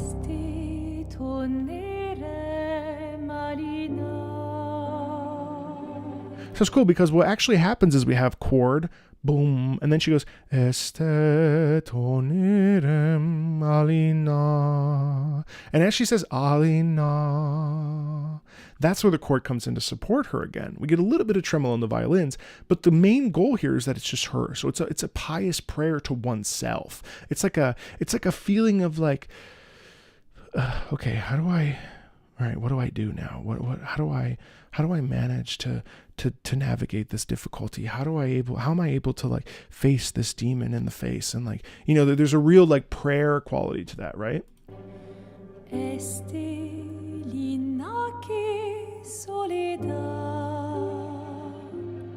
Then we get some more chords. And then this is beautiful because now we get into the music of it. She goes,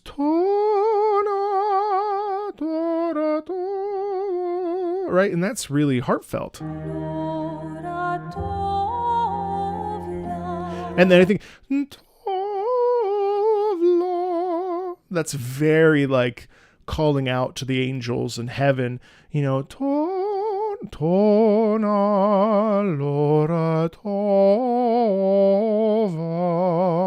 very, very, very raw, very intimate, and I think that's just beautifully sung. Just the cello in there too, mind you, with just the chord structure of the piano underneath. And then the whomp here that we get, the whomp in there is much more like, this is when the danger shows up. You notice that there's an increase, a bubbling up of the tension in that, of course.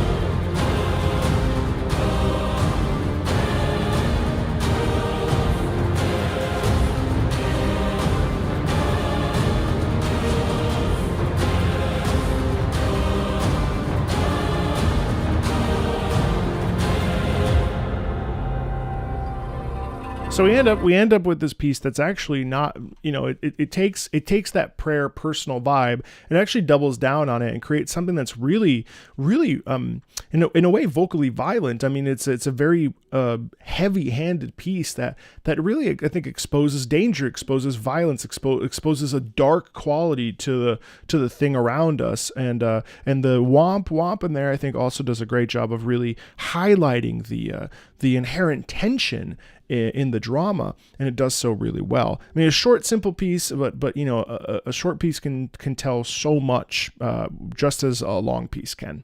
So yeah, there's a lot to look forward to when it comes to Clair Obscur, and hopefully that will, that music will delight us when it comes out. Thanks a ton. Okay, I think that there's a couple more pieces that I could do, but I'd like to get into the December list. So we'll get started and check that out.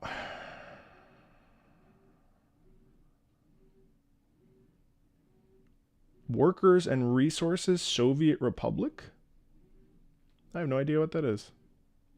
That's probably why no one's reacted to it.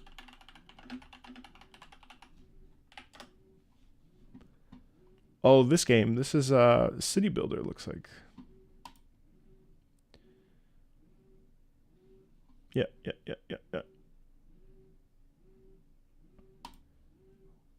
It just came out in June. Almost 20,000 reviews over on Steam. Interesting. Could put it in a City Builders video. Why not? City Builders are fun. So we're going to start up today with AI, the Somnium Files, Nirvana Initiative, The Flower That Blooms in Snow. Diegetic music, the anthem of a girl who's trying to convince herself that things are going to be okay, even though it's clearly not. Take care, enjoy your weekend.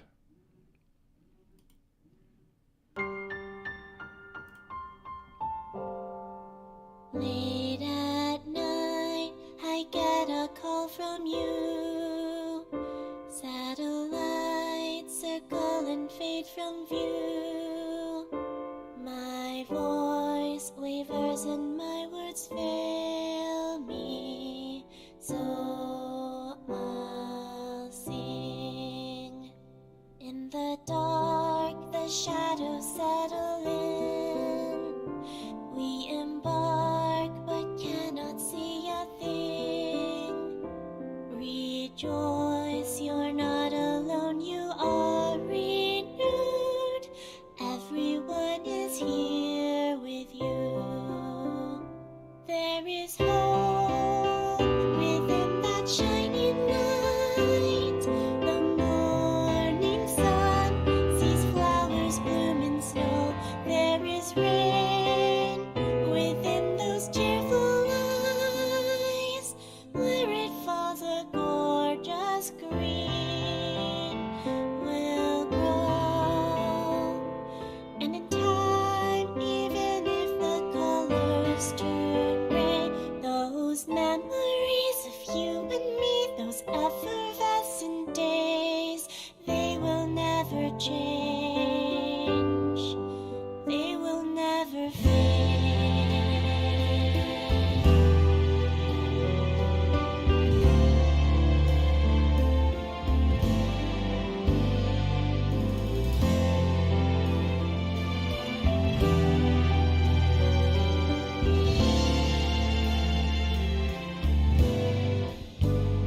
Through the tears, I can't make out your face. You are near, but still so far away. My hand reaches out, but it's falling. So I'll sing. Even if the wind steals my breath, even if the pain pervades my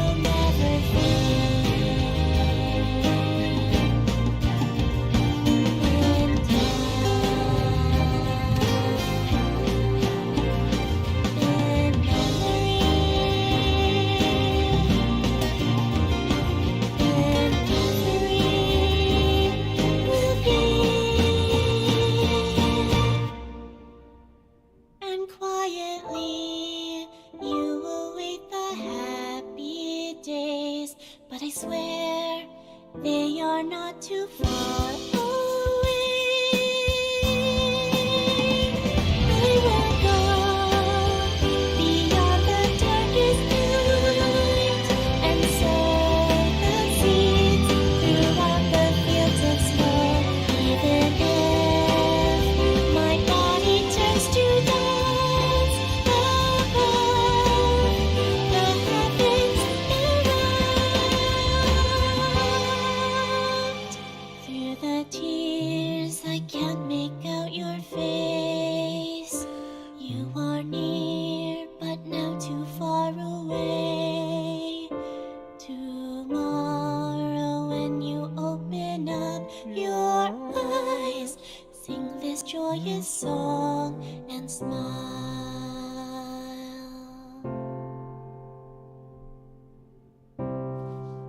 Well, I certainly have some thoughts. It's so out of context. Obviously, I would say a couple things stand out. I think it's a gorgeous. It's actually a gorgeous piece. The beginning here, especially, it's truly like just your standard, really beautiful sort of ballad. Obviously, I especially like that it's all piano. It feels very intimate. I actually, in some ways, I would have been okay with it ending there because it's such a deeply rich and personal song. The middle section is really, really luxurious in the way that it uses its chords and the instrumentation as well. I have to say that, I mean, I don't want to shit on Faye, but her singing, I think, actually did detract quite a bit. Now, before I launch into that, I'd like to also preface that by saying I think it actually works incredibly well in the context of the piece. I do think also when we talk about like a friend, not every friend is classically trained and has perfect pitch and what have you. I did think there were some issues in there, but in general, I would say that like that really works for, I would assume, the context. And so like listening to it in a vacuum, we're obviously going to have a different perspective. And also I, as a professional former singer, will also have a different perspective. But so I do think that Faye did a really good job. A normal person, that is what a normal person would sound like. And that I do think that rawness indeed did help the sort of delivery of it. Now there was some pitch issues that I think, like, if I'm really like going to sit here and be, sort of analyzing it from my own background, I would say that there were some pitch issues that could have been addressed. I think it's a really good piece, and I think it sort of detracted from it. Again, I don't want to like spend time shitting on a person's singing because I don't think that's really appropriate. But I do think it was really lovely. I would like to hear it sung in a sort of different context and hear what it sounds like with like a professional musical theater singer. But for what it was, I think Faye did really well. That was sort of my opinion on that piece. But what's up, Phantom? Yeah, really nice. I mean, a very, very emotional piece, and that was obvious and really interesting and worth listening to.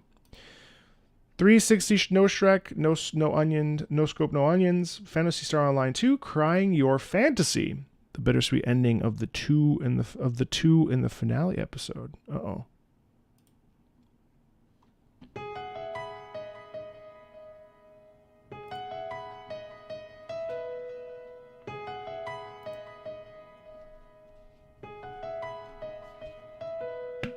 What should I do for you? What was my real wish? The right path, I can't find it anymore. I never meant to hurt you, but you are very brave.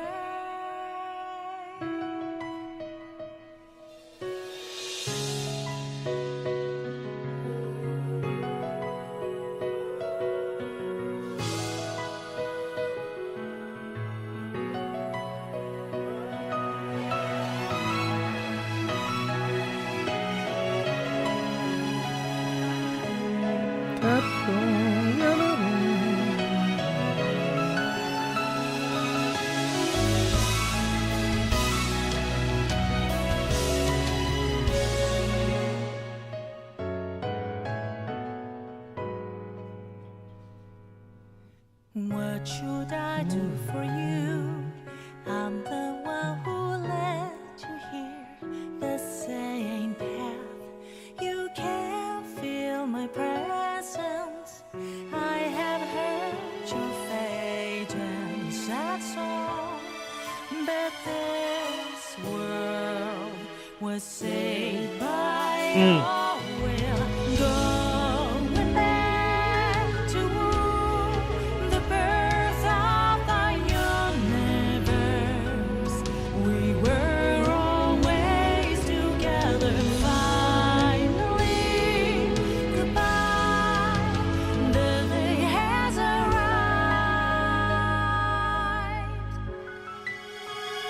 I am so proud of you.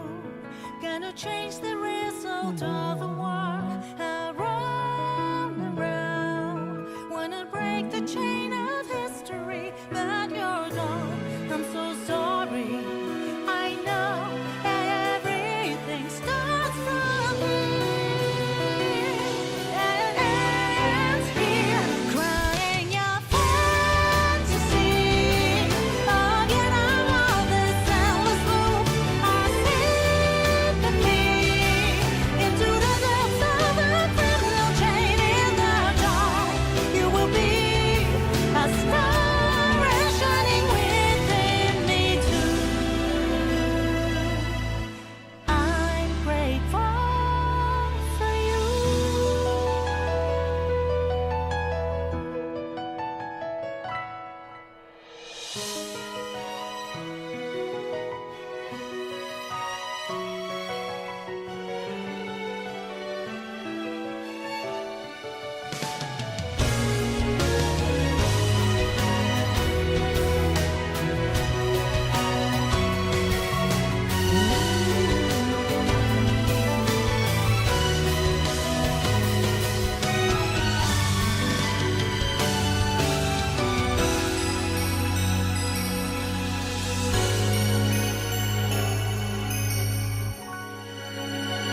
I am so proud of you. Gonna change the result of the war. Around and round. Wanna break the chain of history, but you're gone. I'm so sorry. I know everything starts from here. And ends here, crying your fantasy. Oh, get out of this endless loop. Our sympathy into the depths of the criminal chain. In the air, you will be a light and shining on everything. I'm grateful for you.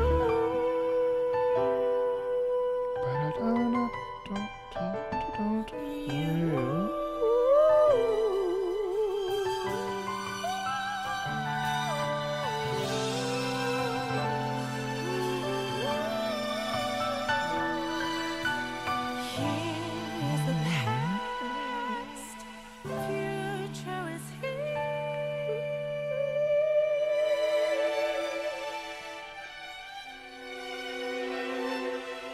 Yeah, that's beautiful. That's the definition of a ballad, you know? Well, I think that's a major spoiler there. Well, I don't know what that is, but it's something. I mean, yeah, it does have a Xenogears, Xenosaga, Xenoblade type sound to it for sure, and you know, that's the definition of a ballad, and I think it's very, you know, someone was saying that it's like a mother talking to their child, and I think that's true. It's you know, there's definitely a sound. Well, first of all, she's saying, "I'm proud of you." So there's a tenderness in there that really obviously comes across, and it's just like such a almost a jazz piece, and I really liked it. I really liked it. Let's check out.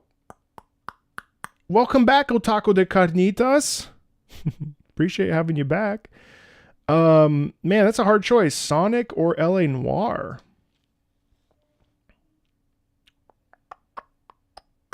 Gonna go with Sonic the Hedgehog 06 Kingdom Valley Zone. You may have heard this in Sonic X Shadow Generations, maybe, but here's the original version from the game it came from, combining elements of mid-2000s drum and bass with some regal-sounding horns and some nice staccato strings. Let's check it out. This, I don't think I've heard 06.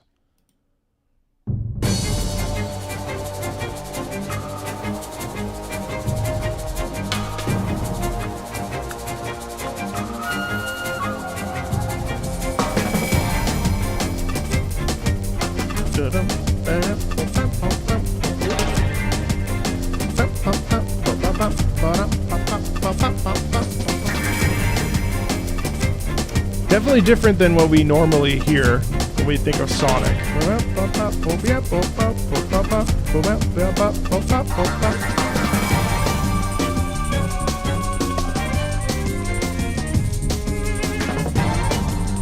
Interesting tension.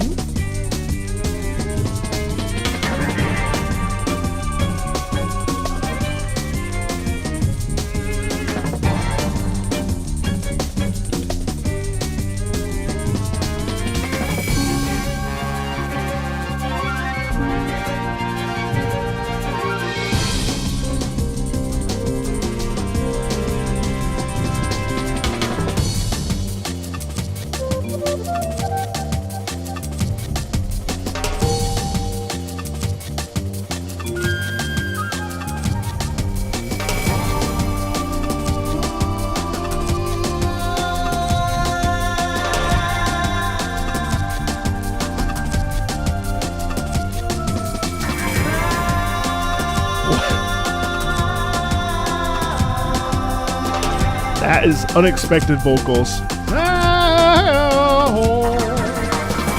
Enjoy your shows.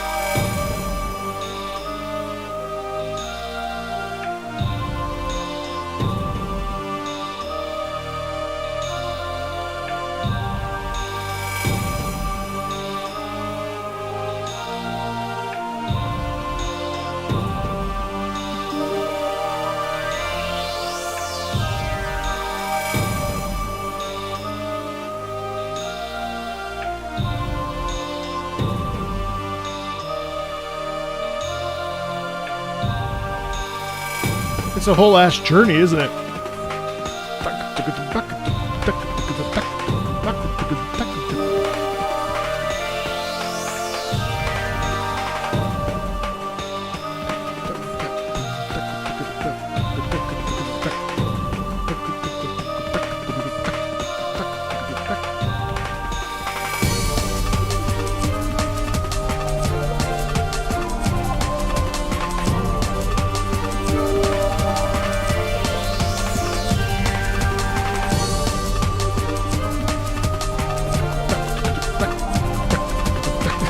Red car.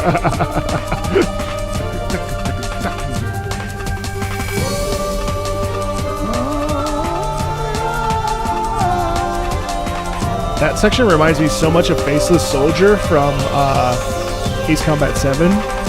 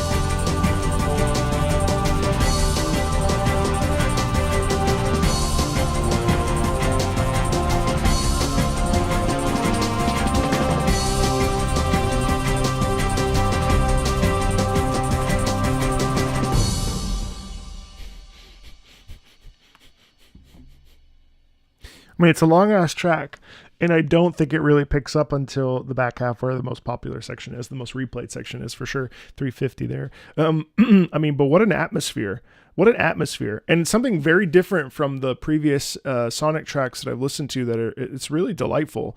This is the type of track that I don't necessarily, well, no, that's not true. I think it would work really well on a long car ride or something, but if you're really in a meditative state, this track will really take you there. And I think it really allows you also to really immerse yourself in a soundscape of a journeyman. There's a real journey track in that. And I really appreciated the vocals just coming out of nowhere. And it does have this mixture of like jungle meets desert ambiance to it that I think really sends it home as well.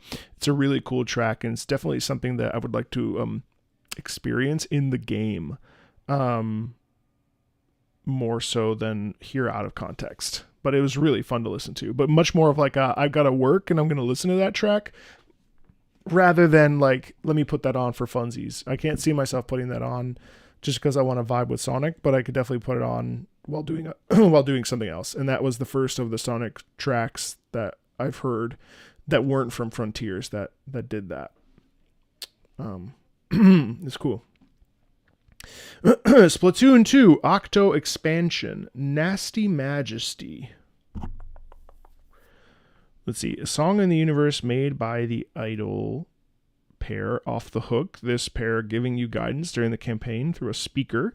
The song starts during the player character's escape from an underground facility, rising to the top in order to finally be able to see the sky for the first time. I'm intrigued. I have to admit,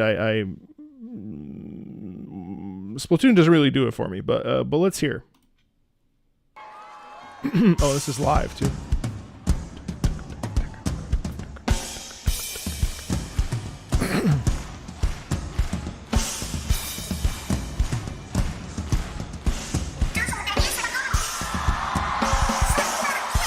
I can't believe how many people are there.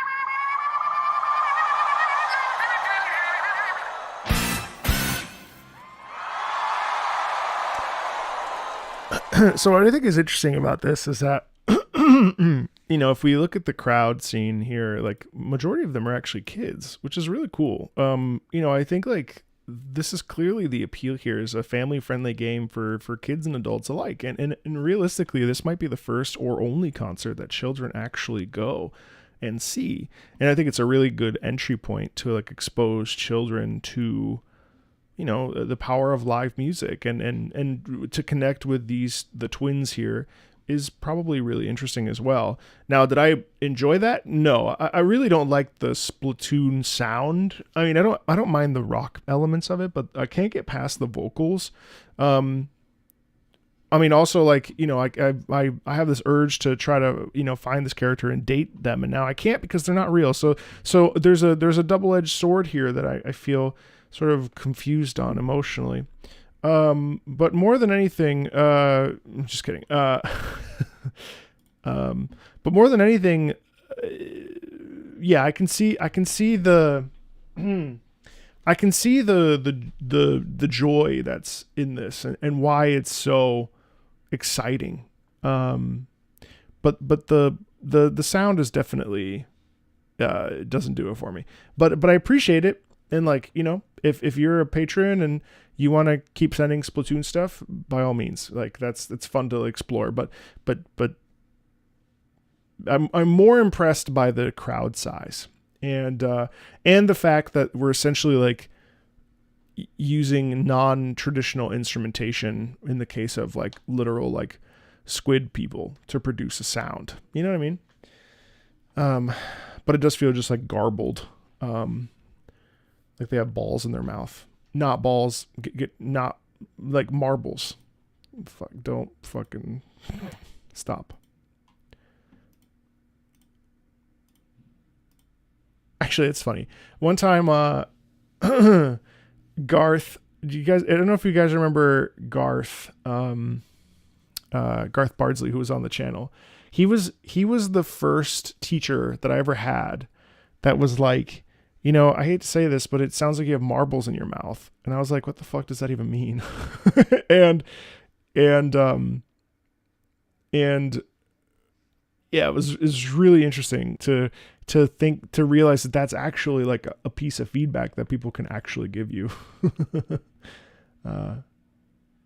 Why did I give Romina in Elden Ring Shadows of the Erdtree a C?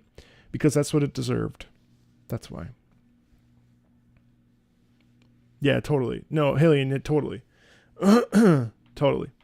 Again, I don't like hate it. I think it's a really interesting thing to listen to. So, you know, I don't mind actually like listening to it again. But I think it's really cool to listen to it and hear something new. Whether we like it or not, that doesn't really matter. What matters is being exposed to something. You know? Honkai Impact 3rd, Lantern, the Shoe of Destruction.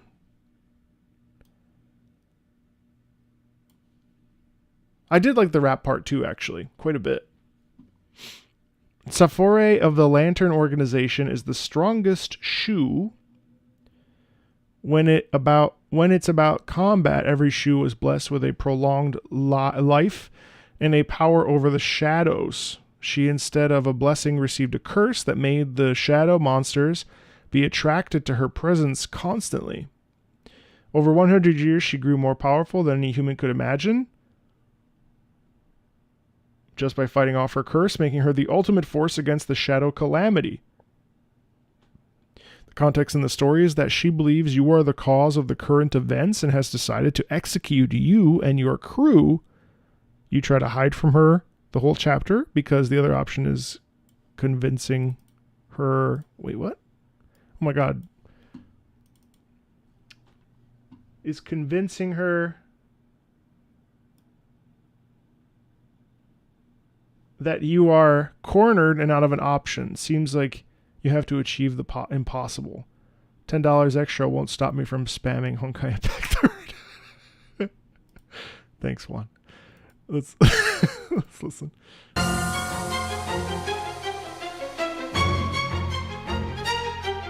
Wow, cool. This is another Honkai Impact 3rd track that's actually really impressive to me.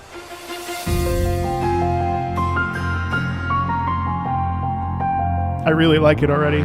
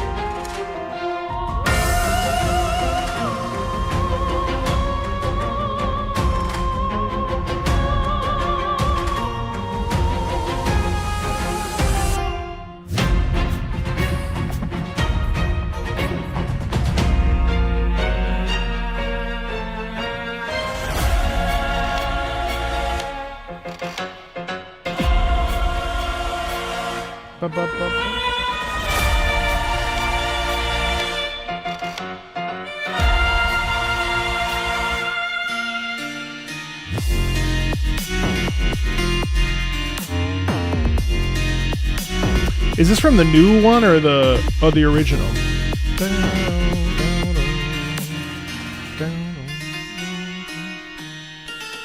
Part 2.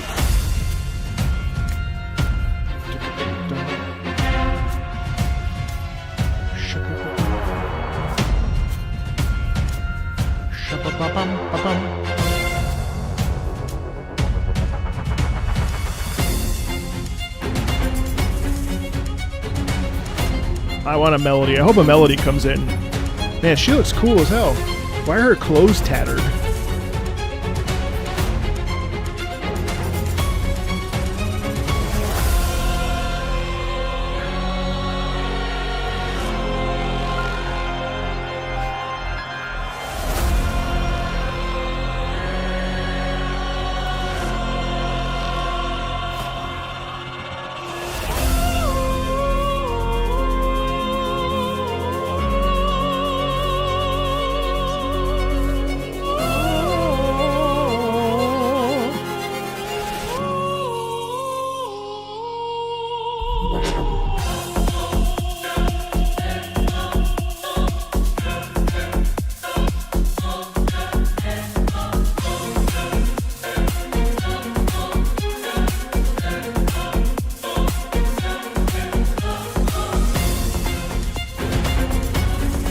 Actually, I really dig this.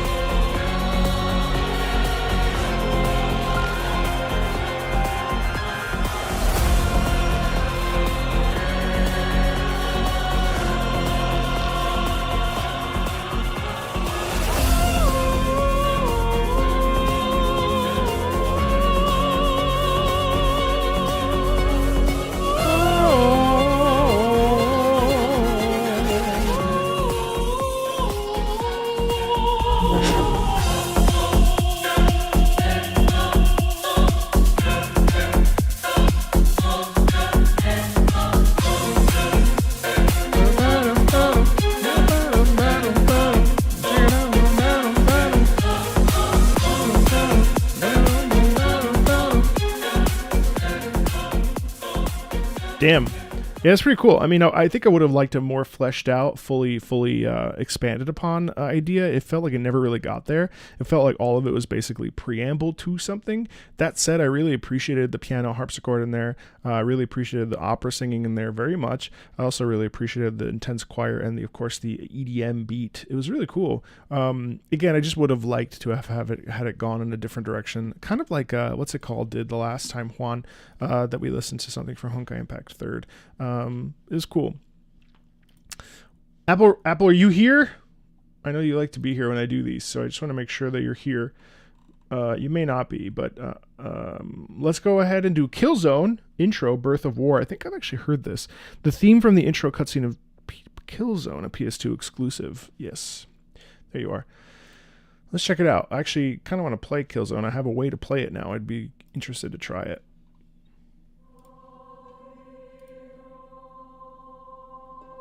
Oh, Joris DeMann, rather. An incredibly good composer.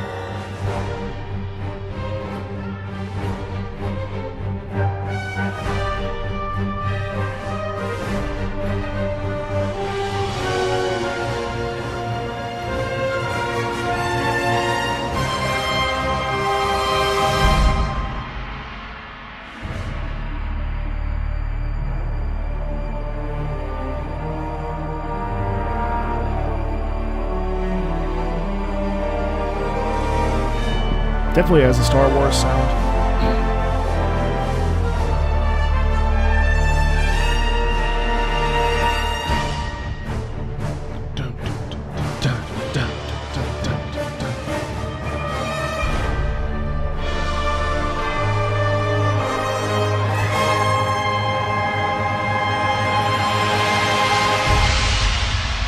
It feels like a descent into madness, if that makes sense. Especially right there. Tom, psh, da, ya, da, da.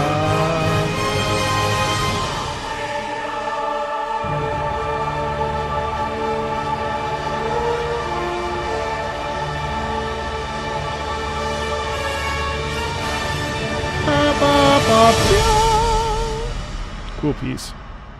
That's dope.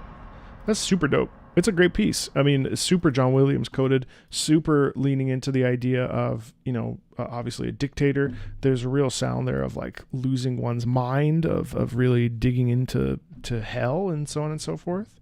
You know what I mean? It's really, really good. Really, really good. Can you hear Godfrey's theme for the millionth time? No, I'm good.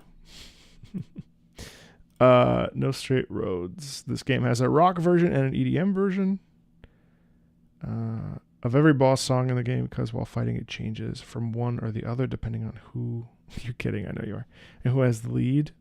I know. Hopefully you can accept the results of the of the Elden Ring tier ranking. Can't wait to do the other ones. I can only imagine what that will be like. I ranked every Bloodborne song from worst to best. What? How dare you? That's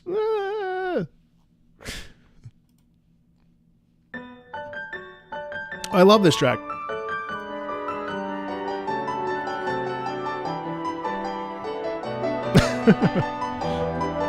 Da, da, da, da, da.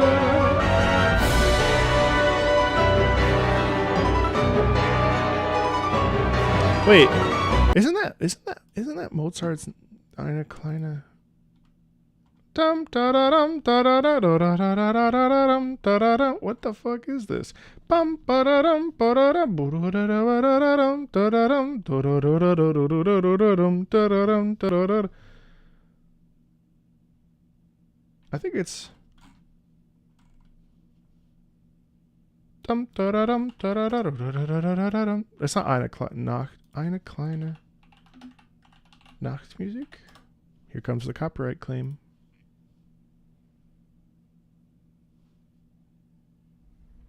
No, it's not that. It's the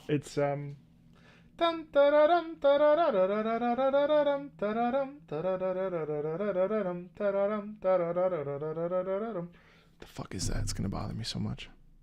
Canon in D. Oh yeah.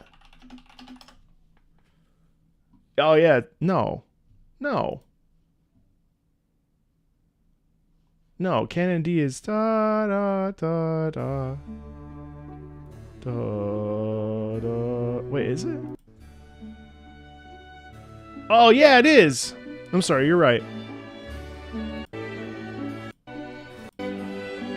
Yeah, you're right.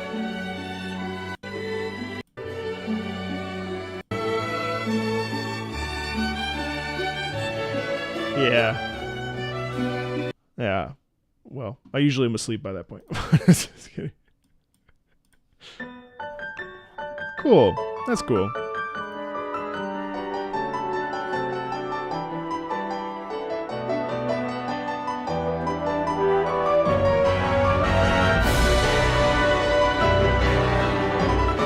So this is great.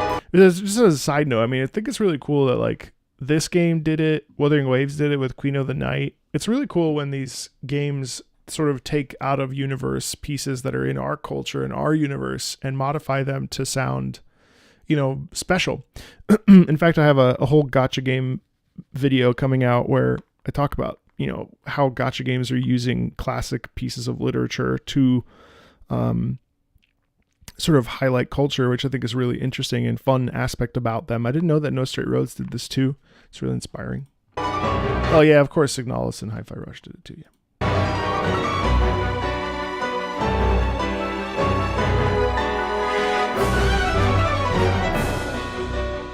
Hey, Holy Water, what's up? We're just vibing. Dum, dum, dum.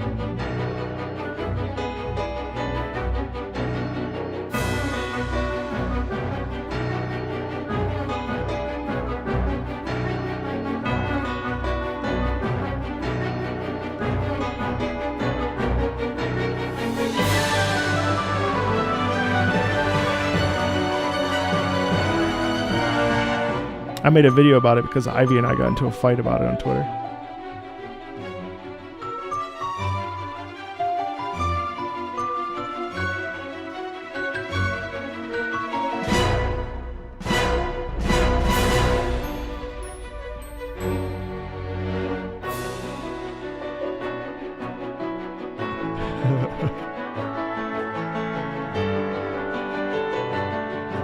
Hey, I.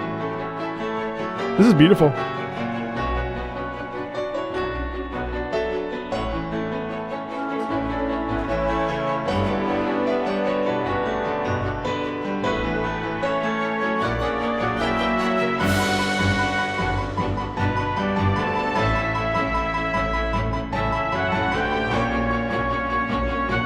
Wow.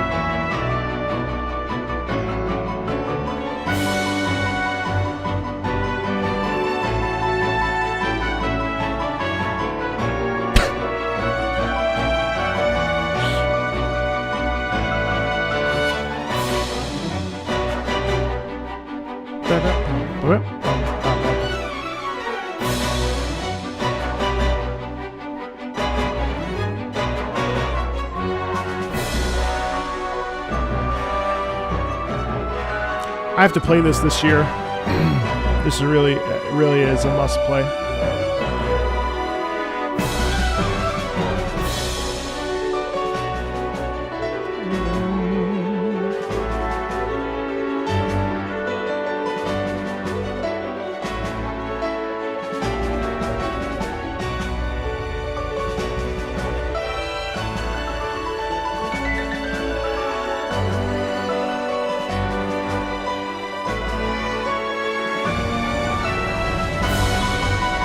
Thanks, Otaku. You keep submitting those. I'm happy to listen to more. Appreciate it.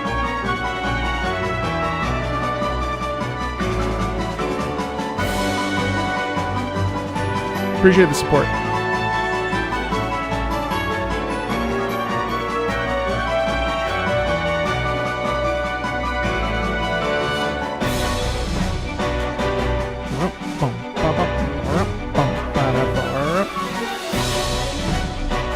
What's the EDM version of this?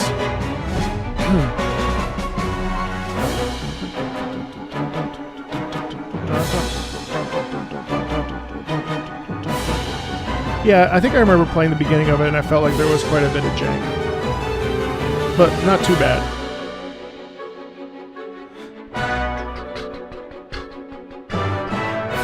I really appreciate the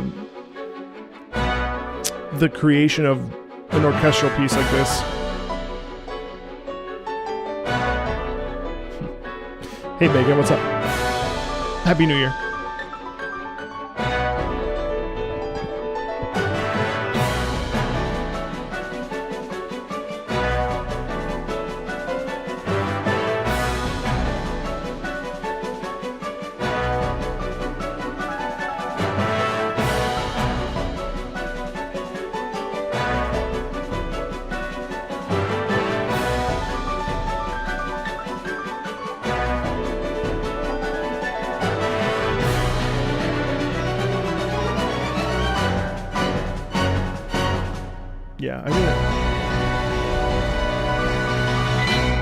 Yeah, I definitely. James is great. I really am curious about this now. This is Ao Yong. Really intrigued to actually play this finally. The musical effort. Yeah, for sure. There's tons of musical effort in there. Really good. All right, let's listen to Anno 2070, Deep Ocean. This is so I'm marking this one. I'm marking this one as the one I'd like you to listen to. But I'm unsure if it's allowed, it's 10-minute compilation of every track from the DLC. I've seen before that you listen to long videos, even 14-minute ones. So I thought I'd recommend this, and there's only 5 tracks. Should put 2 minutes long. If it's not allowed, then there's also my other suggestion. I'll probably do the other suggestion just because 10 minutes is a little too long.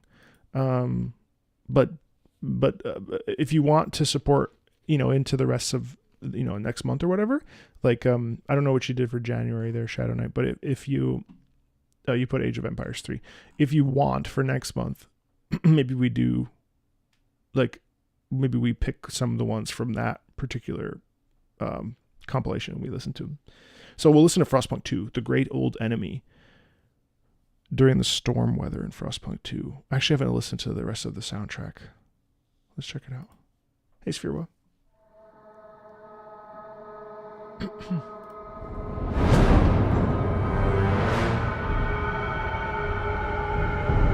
Pause. I'm actually really hungry. Can I just go get a snack really fast and go to the bathroom? I'm sorry. 1 second. Just hold tight.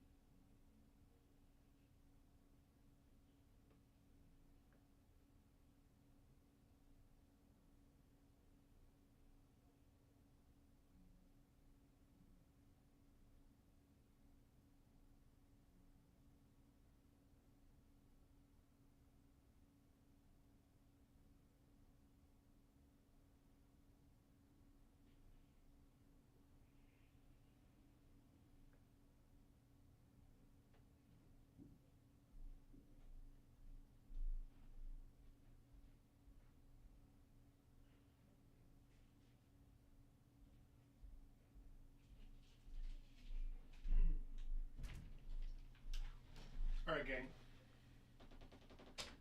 Thanks for your patience.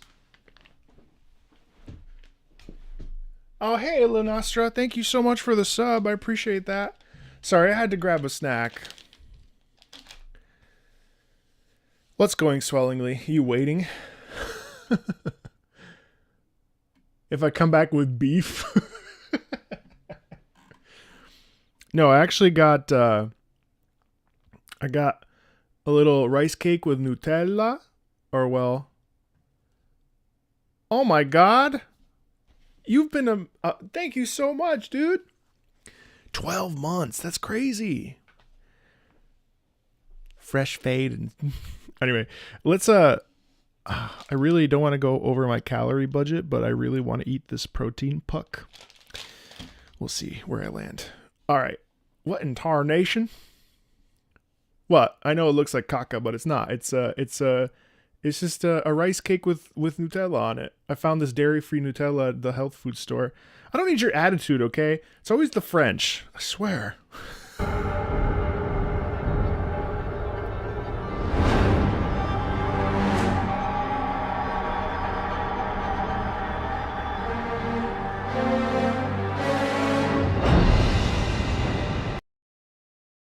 Wait, you were talking to not me.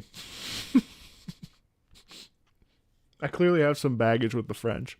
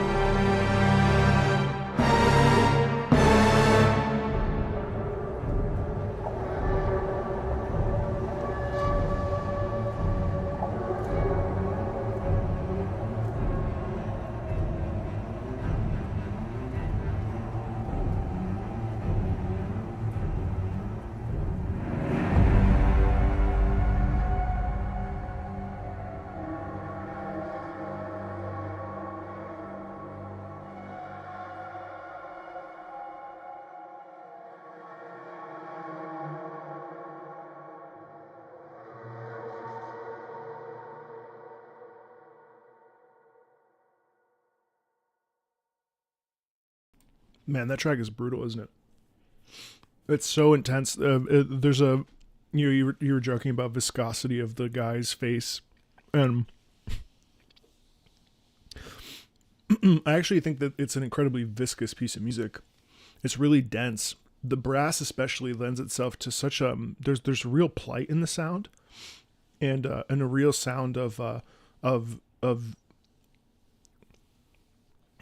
decay, kind of. There's a real also quality of it. It's just like perpetual feeling of like being pressed into the ground.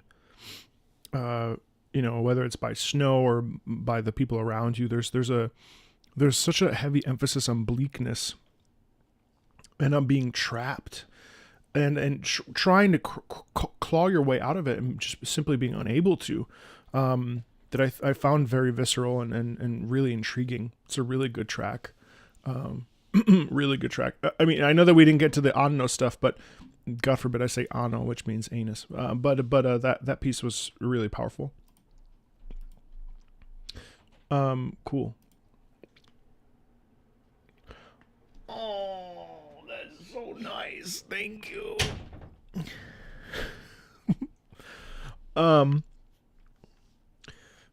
Mary gave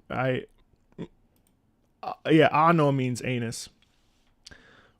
Anyway.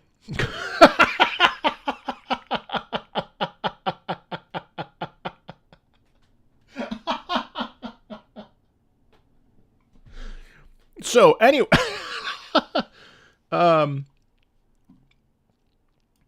came for the music, left for the Italian. You're welcome. You can use it. It helps, Chrono Trigger.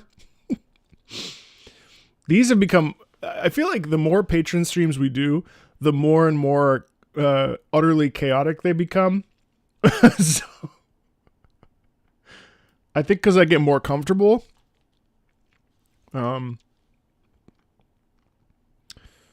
Finally getting around to this track. This has been one of my non-highlights ever since I joined the Patreon.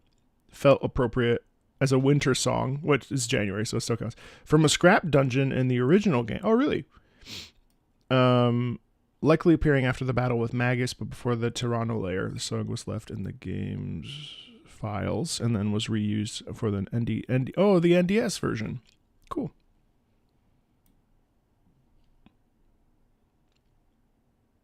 Hey, Marco. Hey, Marco.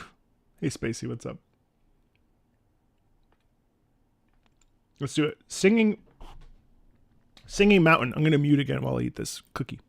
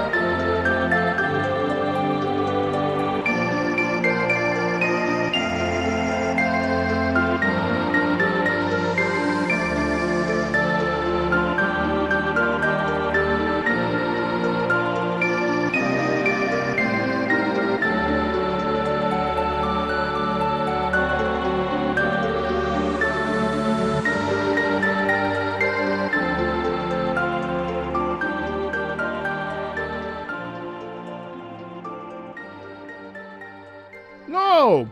I want more! Oh man, it's so good! Well, I'm not done chewing.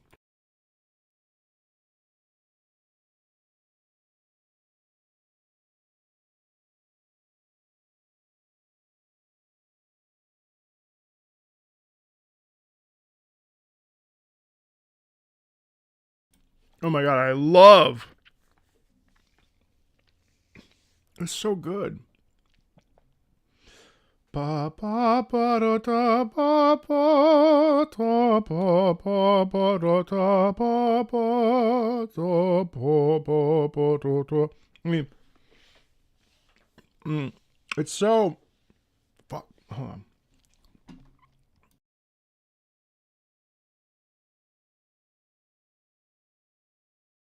What if I just vomited? Could you imagine?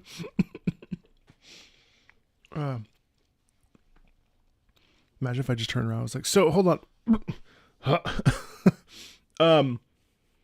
It's great. It's like, so, you know, it's, I don't think it's just nostalgia. I think that, like, Chrono Trigger soundtrack is really good and really, I wouldn't say ahead of its time, but it does have a Hasaishi vibe to it for sure.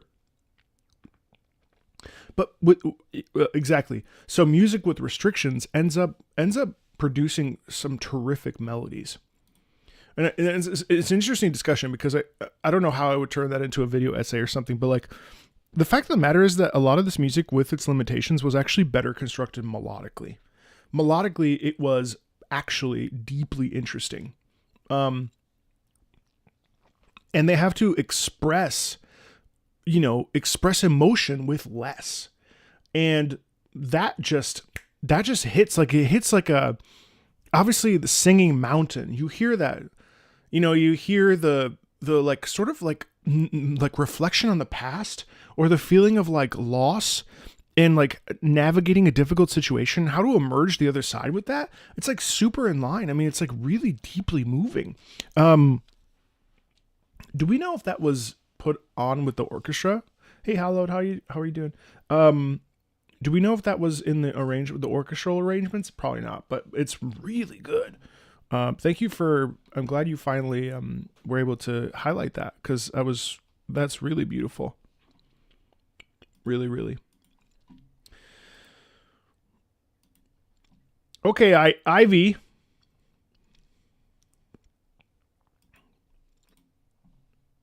Where's Ivy?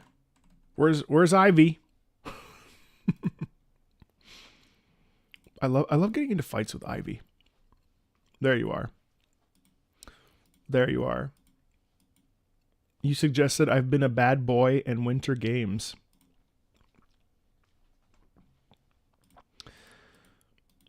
That's a hard choice. I've been a bad boy, Winter Games. I'll probably do Citus too because I'm obsessed.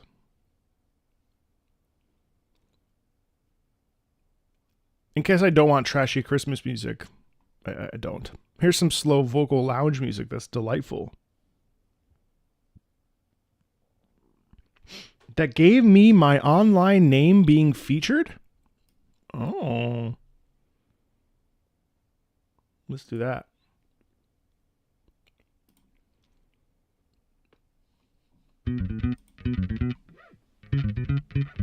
Oh, fuck yeah, dude.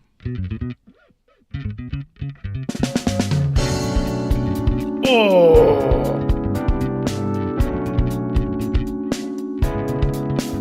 All the starlights shining so bright, warm and chill in the air.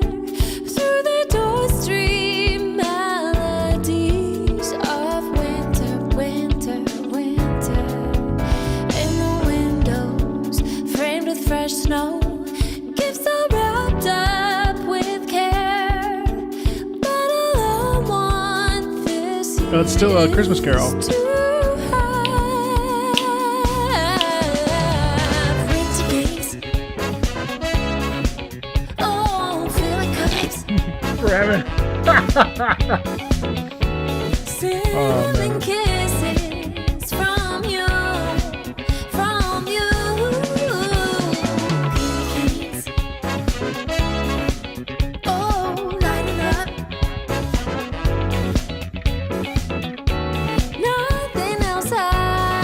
Can I play Citus on BlueStacks by chance? Dreams of nutmeg fill in my head, make my memories so sweet of you and I brave the weather, oh together, singing carols, throwing snowballs as we ran through the streets. Honey, this year, don't you want to have? Well, I would use a controller.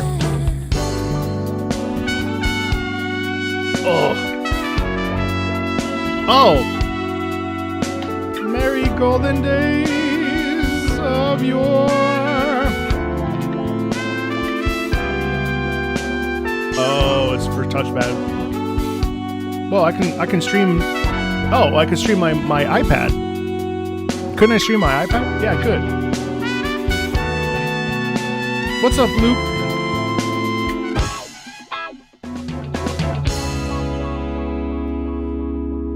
Oof, loved. It's so much fun. You know, I am viscerally against Christmas music after Christmas. Like, I cannot listen to it. Like, Christmas lights, Christmas music, I can't fuck with it. It's gone. Once January 1st, January 2nd, it's gone. It's away. It's away. I don't fuck with it until the next year. Lisa the Joyful.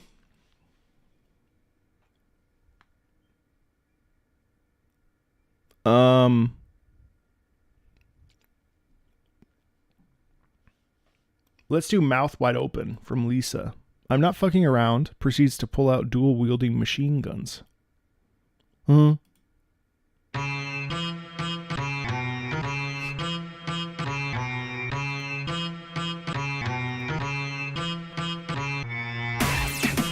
Why? Why is it such a banger? I gotta play this year.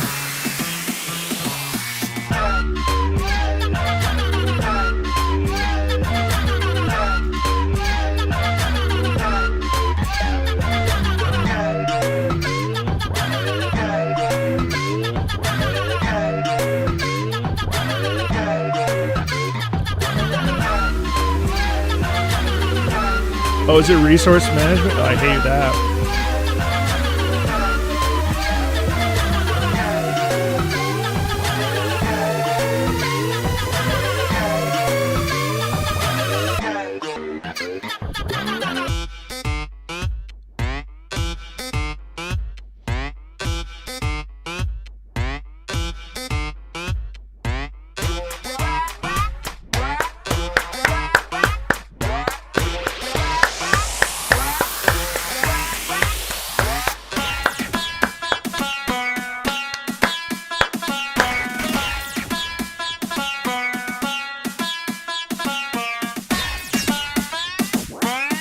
Longest 3 minutes ever.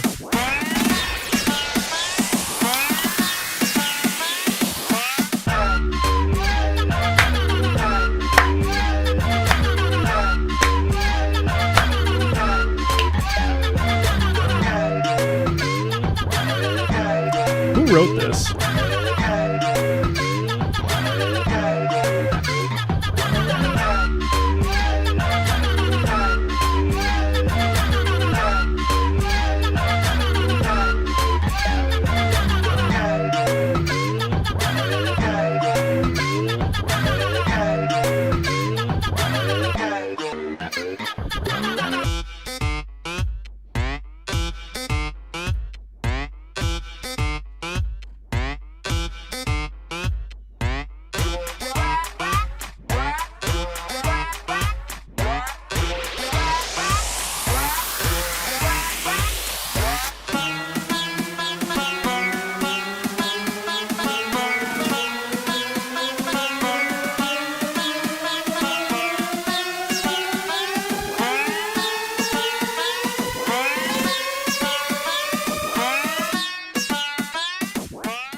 Man, Marina. Whew. The mind on that one. Incredible. What a every track I hear from Lisa is just absurd. Monster Hunter World Iceborne. Fatalis Safajiva. That's like a 15-minute song. Alatrion Mounted. Yestermonth. Is that a word? I suggested Zinogre's mount theme.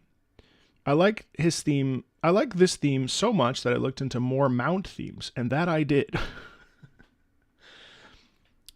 It was a bit hard to do as most of these are not on Spotify or YouTube or have low audio quality. I pulled these out of the game files yourself and tweaked them. Enjoy the big three. You get to pick one. Don't want to take up too much time. I endorse Fatalis and Safi, but I'll leave that choice up to you or chat. Enjoy. P.S. In a nutshell, mount themes are just the bass theme with added percussion. All right. That took way too much time. That's dedication. So I'll do what you want, which is Fatalis. If the files refuse to play, download them.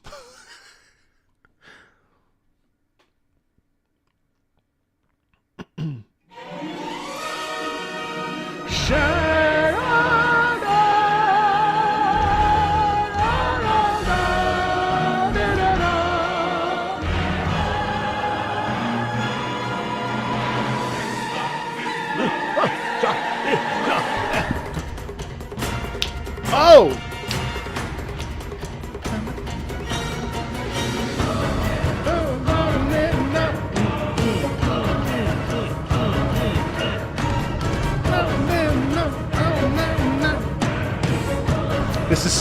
This is Fatalis' mount theme when you climb on top of Fatalis. There's Asteria there.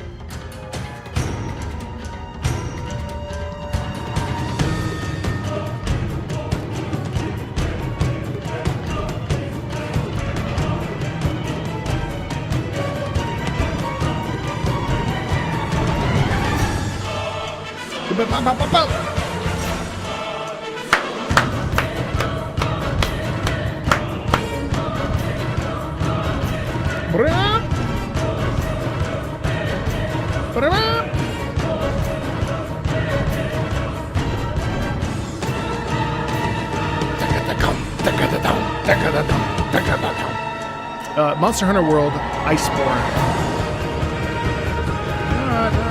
I love that. That trumpet in there. Oh man, that's sick. Hey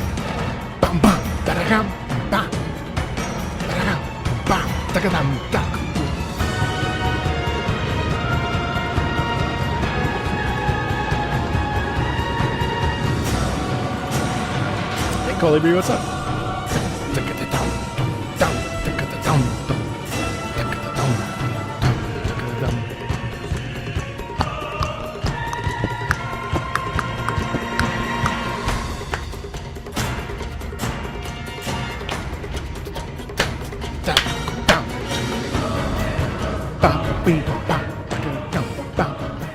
No! Oh man. Wait, no, there's phase 2. Sorry, there's another one.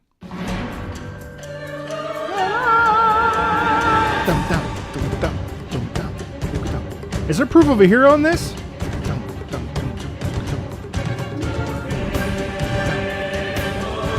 Oh.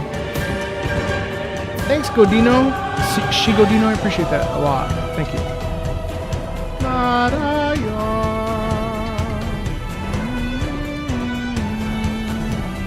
I love this Hysteria theme.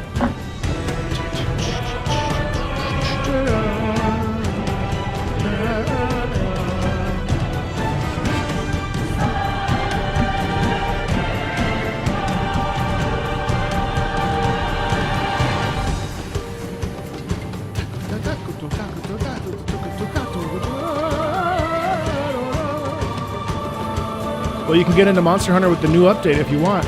It's coming out February 23rd, right, chat?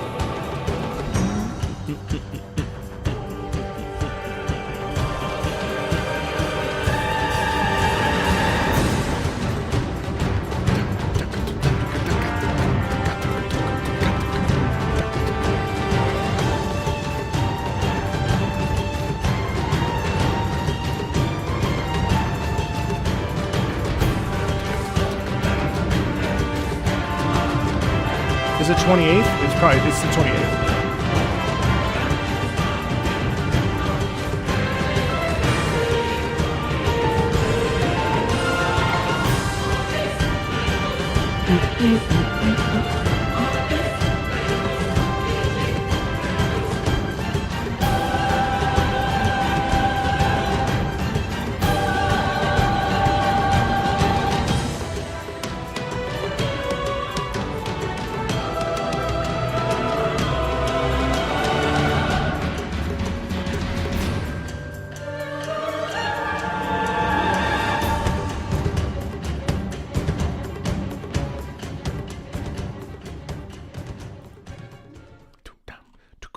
Thank you for doing that. That was really amazing.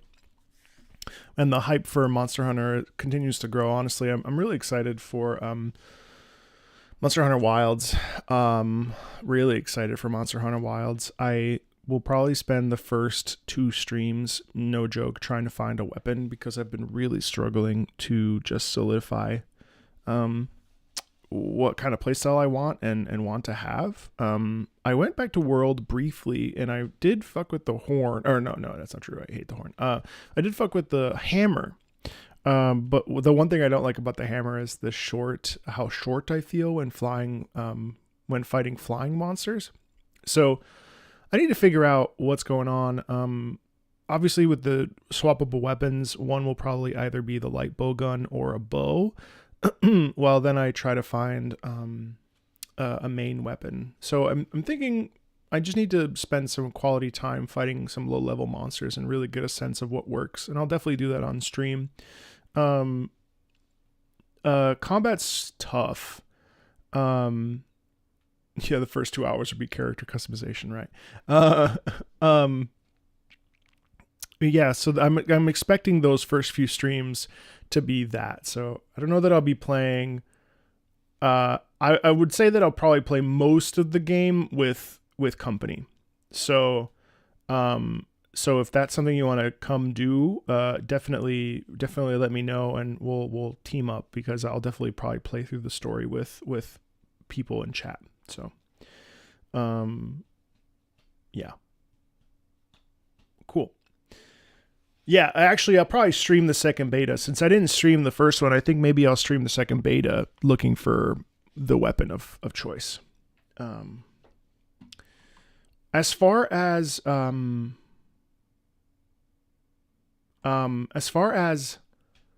Knights, no, I still talk about Arc Knights, just not as frequently. No problem with Arc Knights though. All right, Luna. Luna. Let me see. What did we talk about? Marco, is there a way to? Oh, yeah, we can do that. No problem.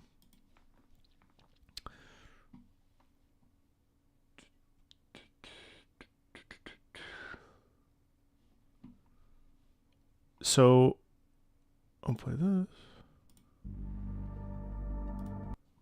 And then...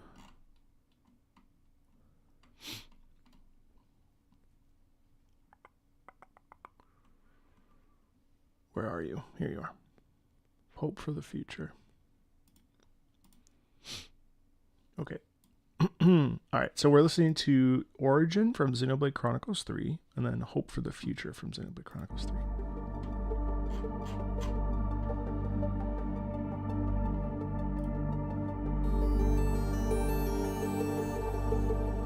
Enfield looks so stupid good. It's not even funny.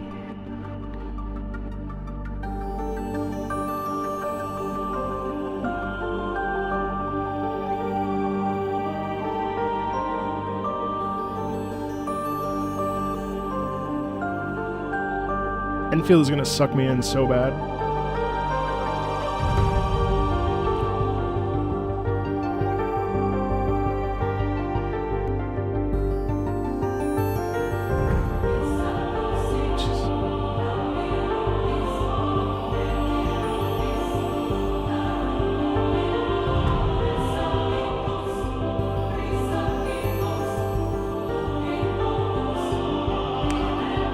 Chat, we're crushing it time-wise.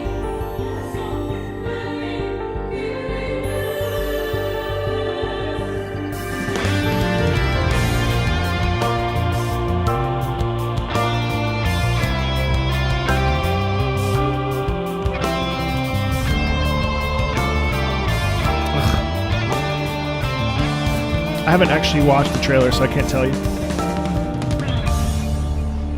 I will later this month. Oh man, the humming.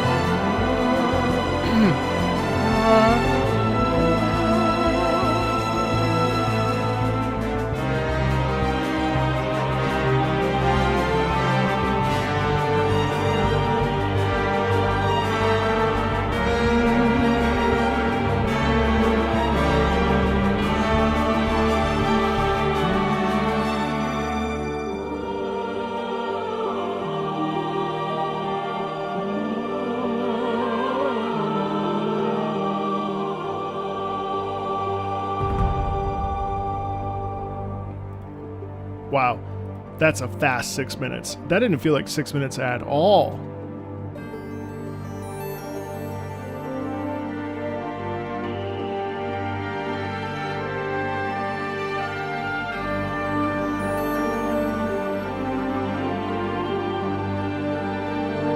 is an area theme. Damn.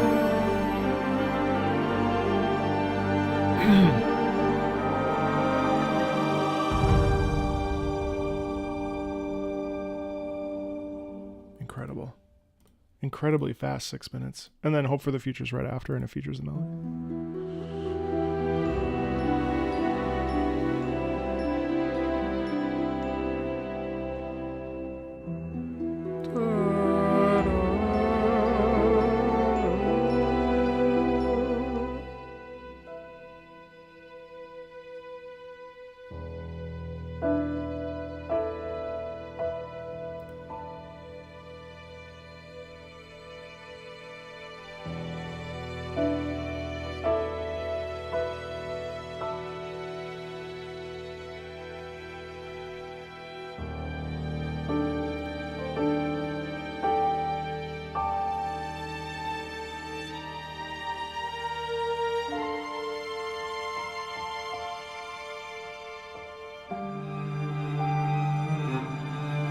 Ooh.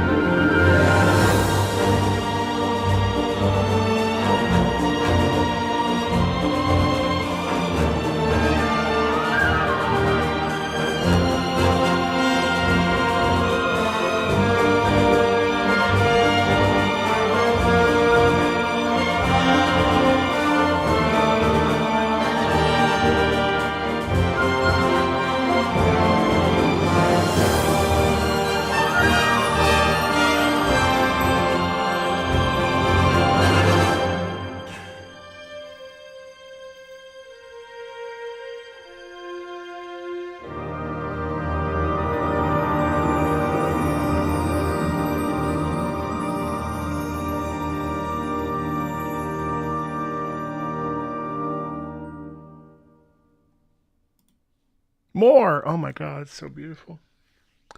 Both of those tracks are just so sublime. I mean, oh God, they're you know what it is?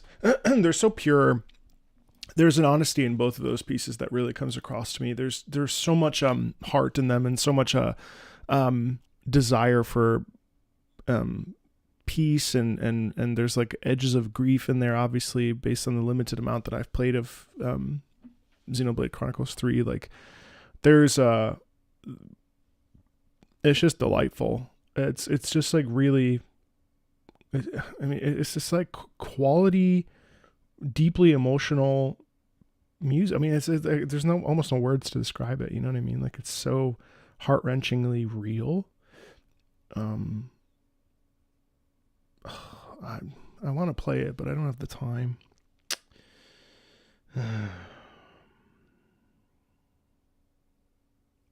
Damn.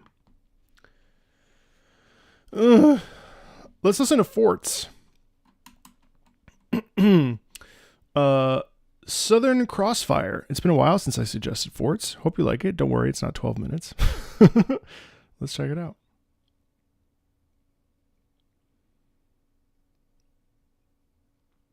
Hey Raz, first time viewing your stream. I just wanted to say I love your content and the emotion you bring to video game music. I appreciate that. Thank you so much. I really appreciate that.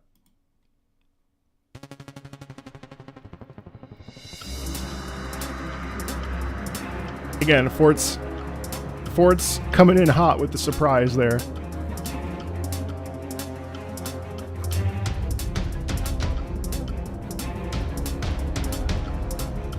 Dum dum dum da dum.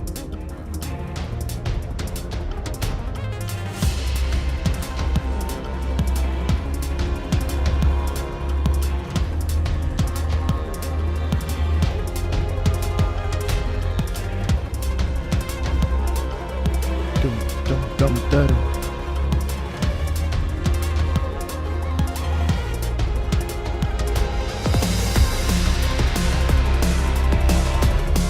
How?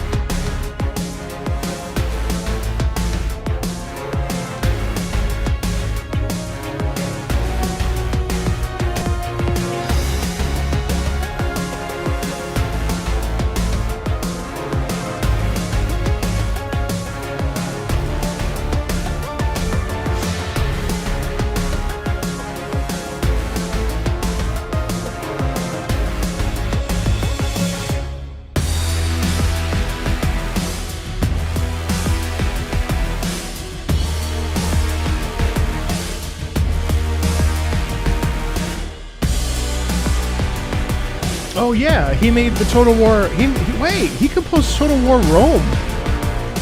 Whoa, that's unexpected. That's right.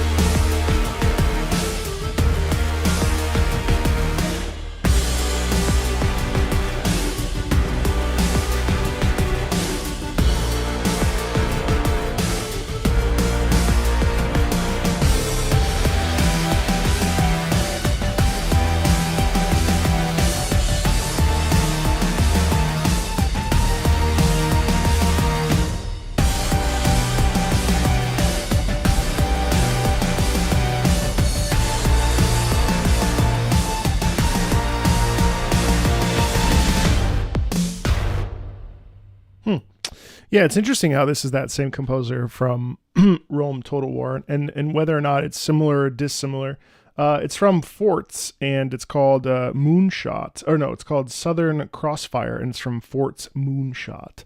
It's a vibe. I mean, I think it's a little long, but I don't necessarily have a problem with that because it does have a forward momentum that is pretty interesting. And yeah, I mean, it's another one of these sort of sleeper soundtracks that you just don't even think about and is actually incredible and really good. Still thinking about that Xenoblade Chronicles 3 track too. Let's check out Etrian Odyssey 5, Redshift Corridor. This one was originally my Halloween suggestion, a bit unconventional for background music or the edge between musical and ambient, notably does not loop.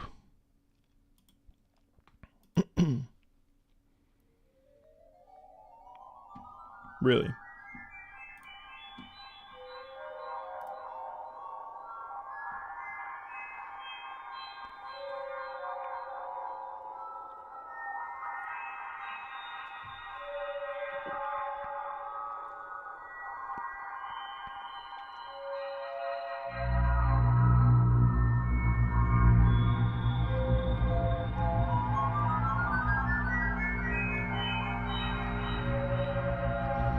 It is uncomfortable, isn't it? A little bit.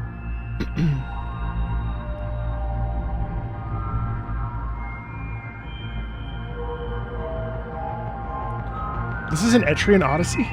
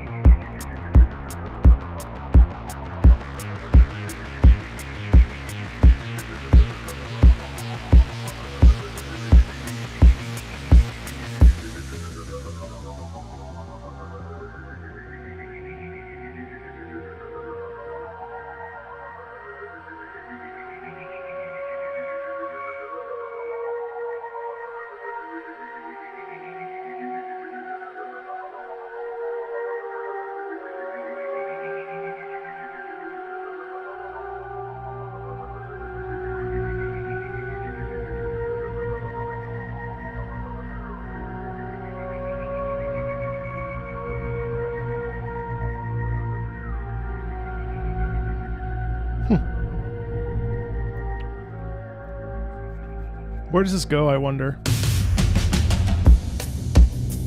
Wow.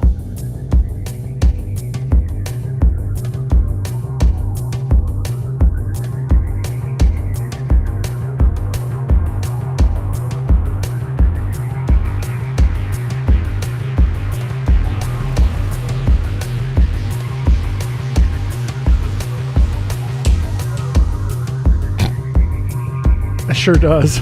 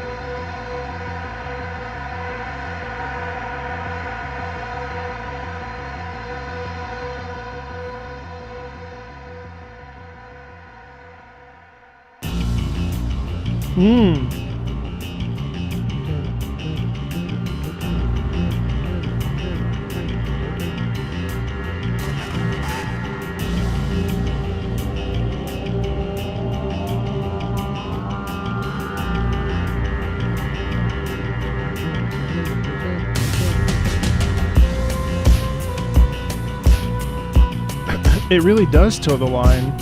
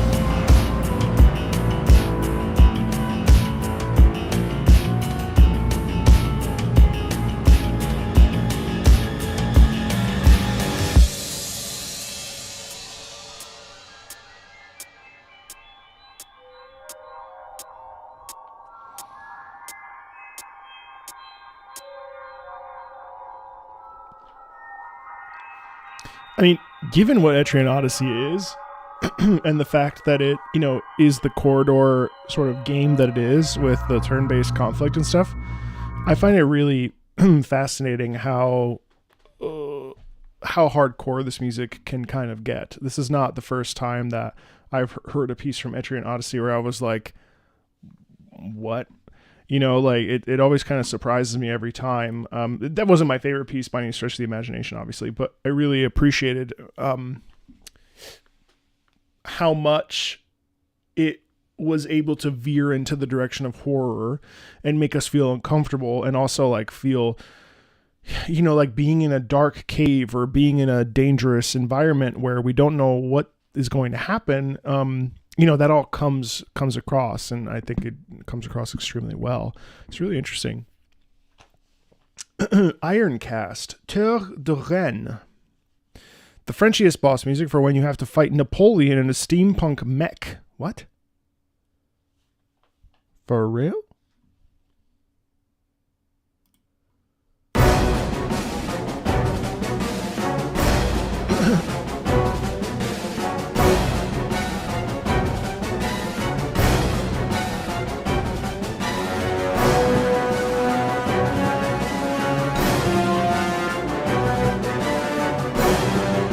Not the French.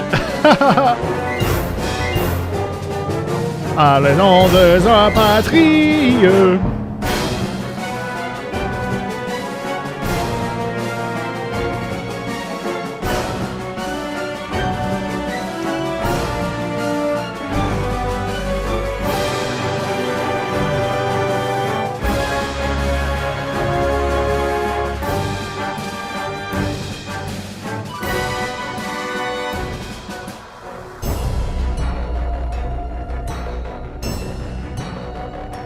Is this a, what's it called? Is it a Take-3 game?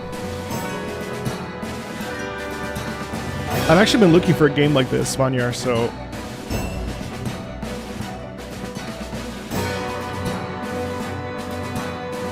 I'm about to buy it. Thank you.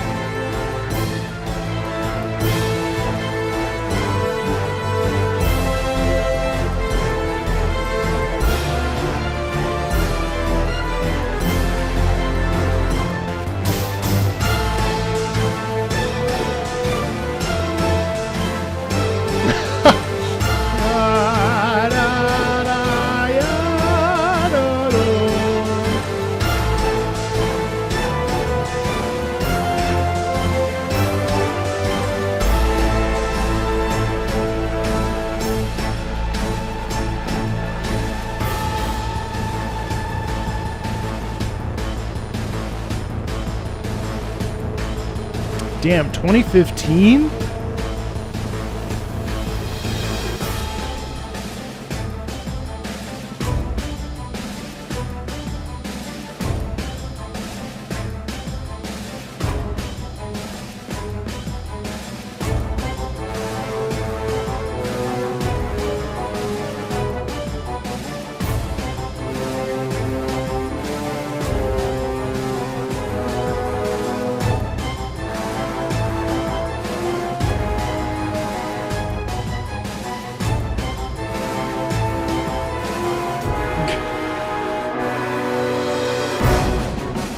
No, I like match 3.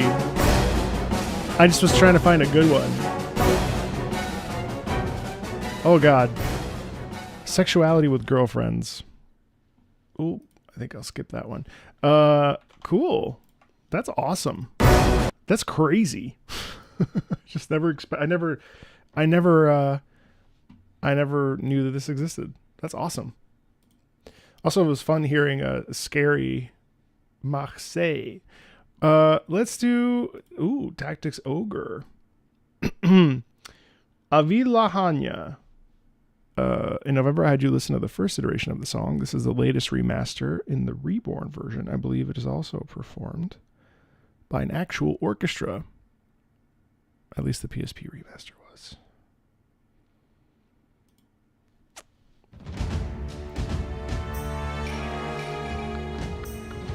Actually, you know, I own this game. I just need to sit down and play it. Wait, do I? Wait, what? Reborn? What version do I have?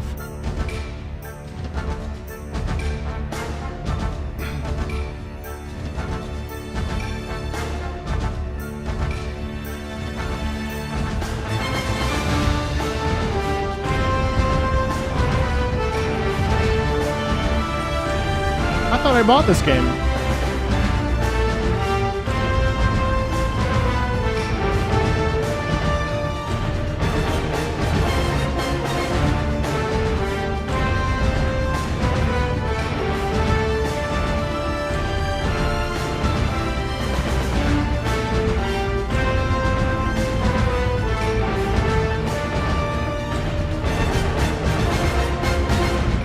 I don't know why this is in Italian, but I'm reading it.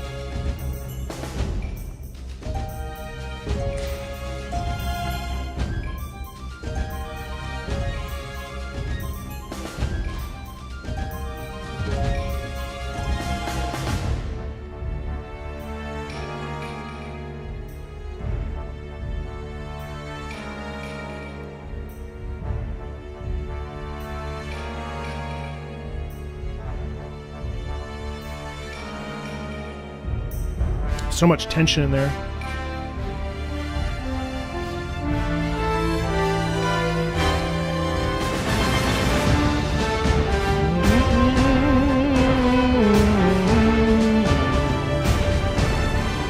Is this game good?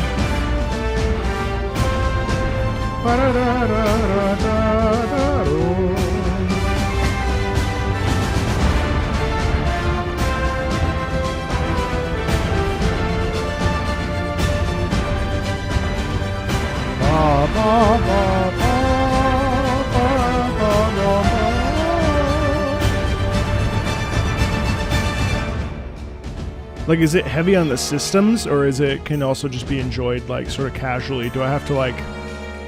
I only recently got into tactics games because of Girls Frontline 2.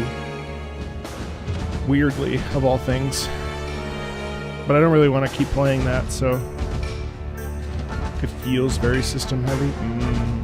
Okay. Casual friendly though. This guy I like.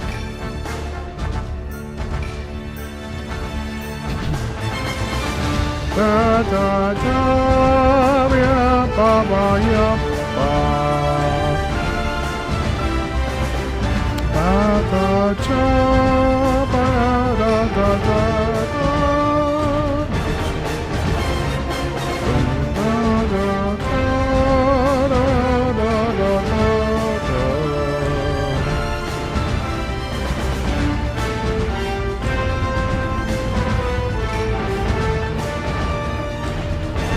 See you, Demi.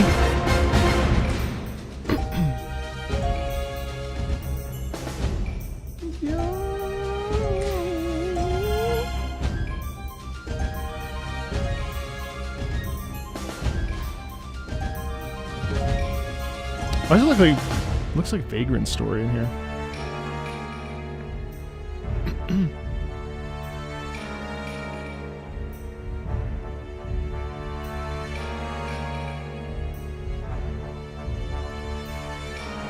This random screenshot.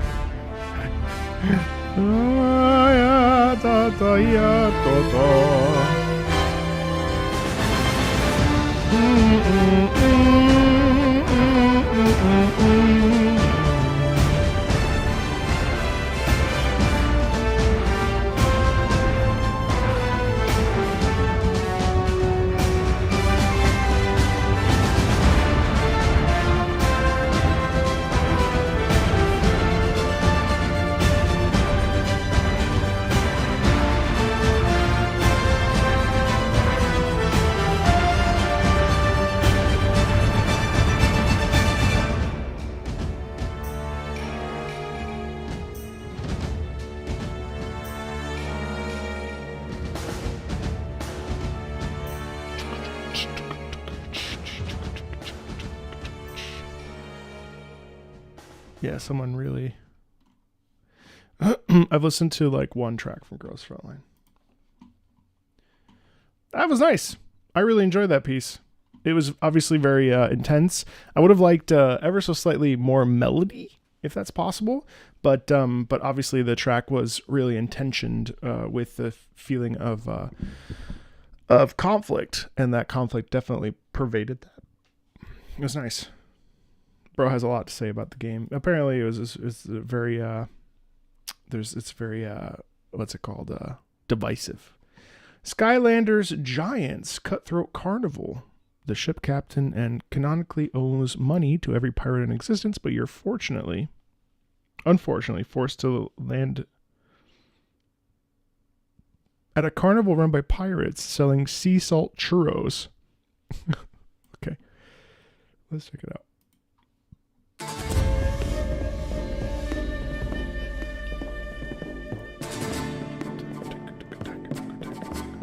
That's the song you hear against Undead.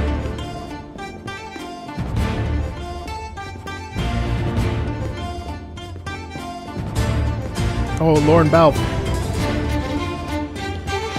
Dum dum dum dum dum.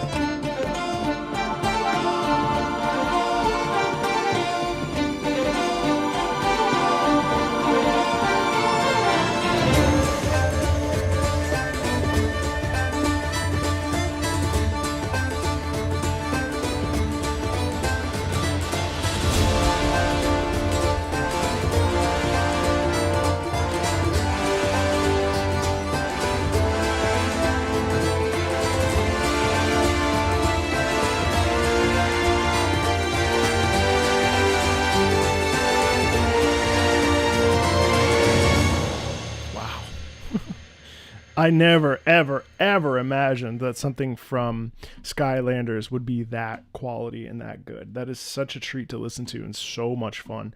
Really enjoyed that immensely, actually. It's just such a vibe. That may be one of my favorite tracks of the day, actually, weirdly. Let's check out...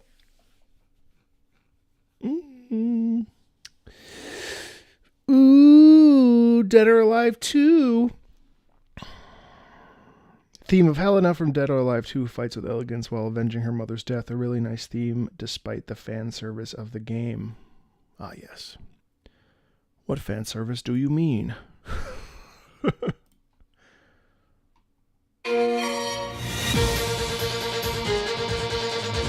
Oh! This is, again...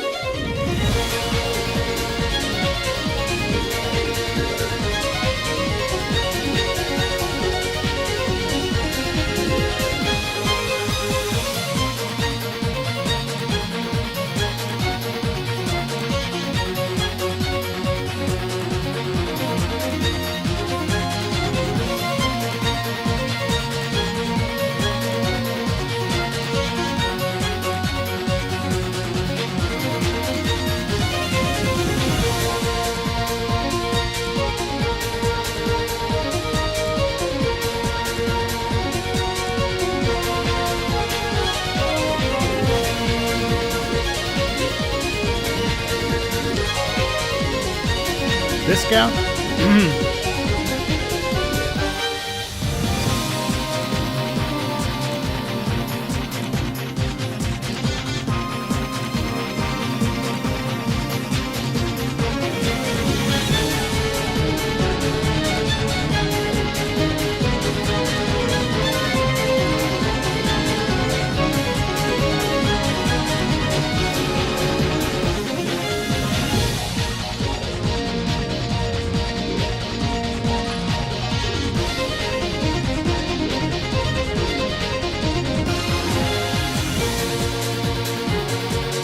No. Vivaldi's Winter, that's what it is.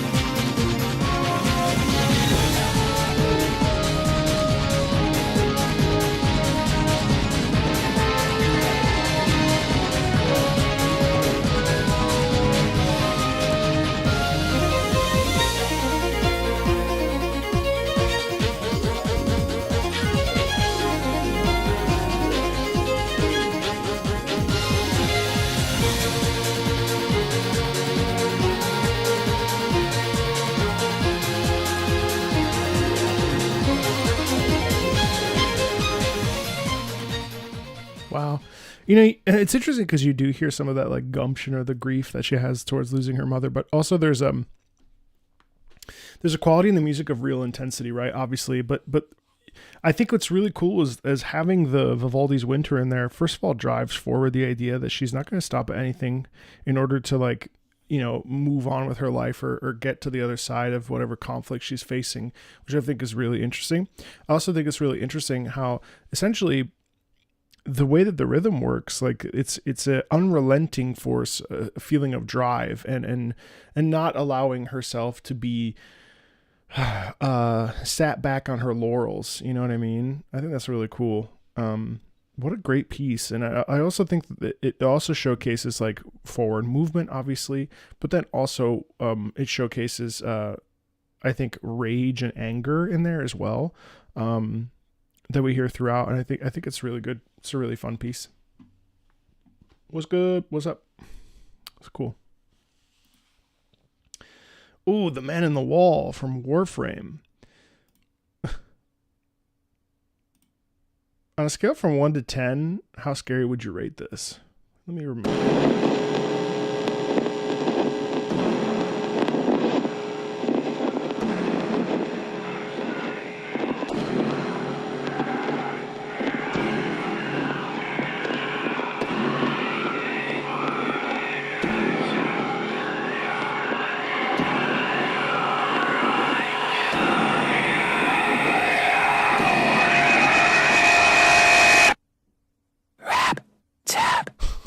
I can't believe that's what you said. I'll put that at a solid 9, honestly. It's very disconcerting, and it was disconcerting when I played through that part. Of course, the Chains of Harrow is an incredible story feat, deeply, I think, provocative and very somber and agitating and lonely and certainly within that is the terrifying qualities of all of those things. I think it's pretty scary. Maybe not 9, maybe 8. Especially the lead up into the end. You never know how it's going to turn on you. And yeah, I'm actually glad you posted that because it's cool. Limbus Company, En un lugar de la Mancha. Story theme for a stage play. Sometimes hearing mostly their battle music may distort the vision of a game, so here's something to balance that.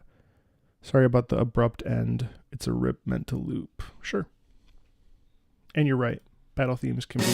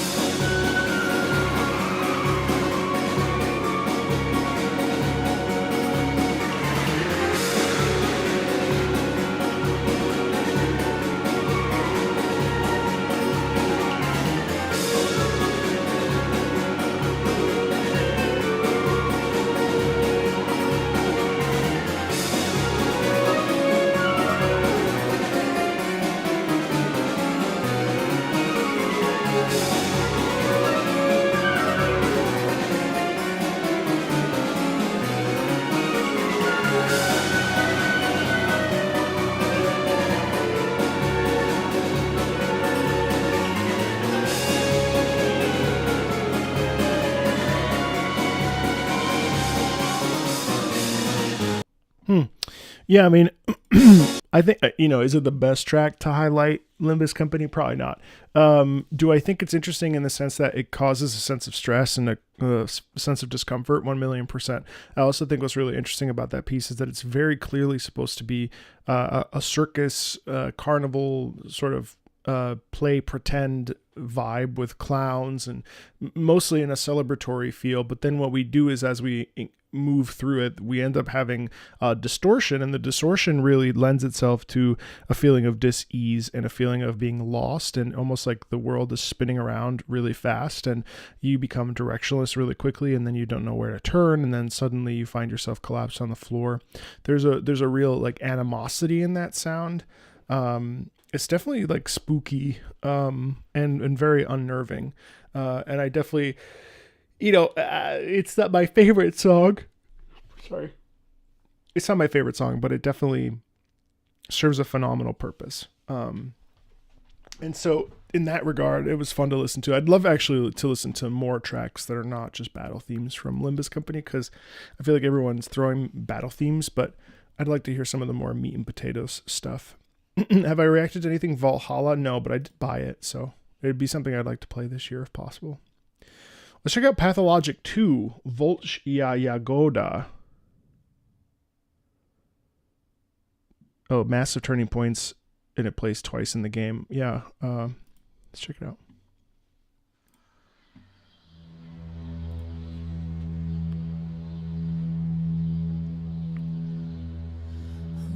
Here's a game I really don't want to play. This feels very unnerving to me. I like how this sounds hopeful to you.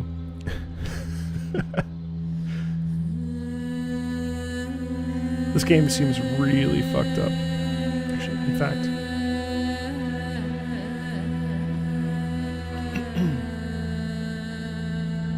I bought it and everything, but oh wow.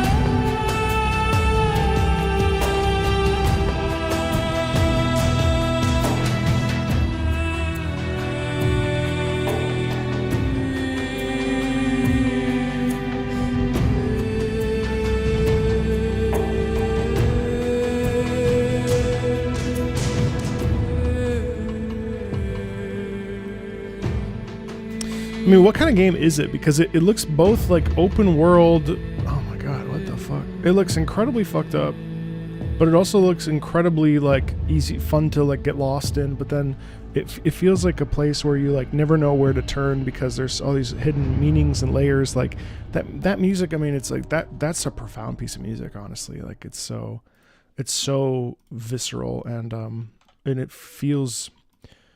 It's a narrative heavy survival game. Oh. How oppressive is it every time you play it? Like, is it sort of nice or is it just really like, have I checked out the League of, I've done a bunch of League of Legends. I'm going to get back into it here soon. Dota 2 Orchestra, I haven't though. Wow. What a gorgeous piece of music. Thanks for Eureka. That was really good. That was really good. Oh, UFO 50. Interesting. Okay. Main battle theme for a fun turn-based Wild West RPG part of you. Let's listen to it.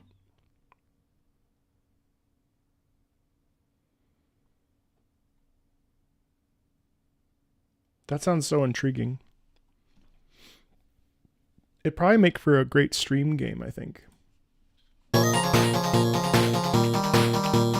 Oh, but it's like Stalker? Oh, alright. Does it play well?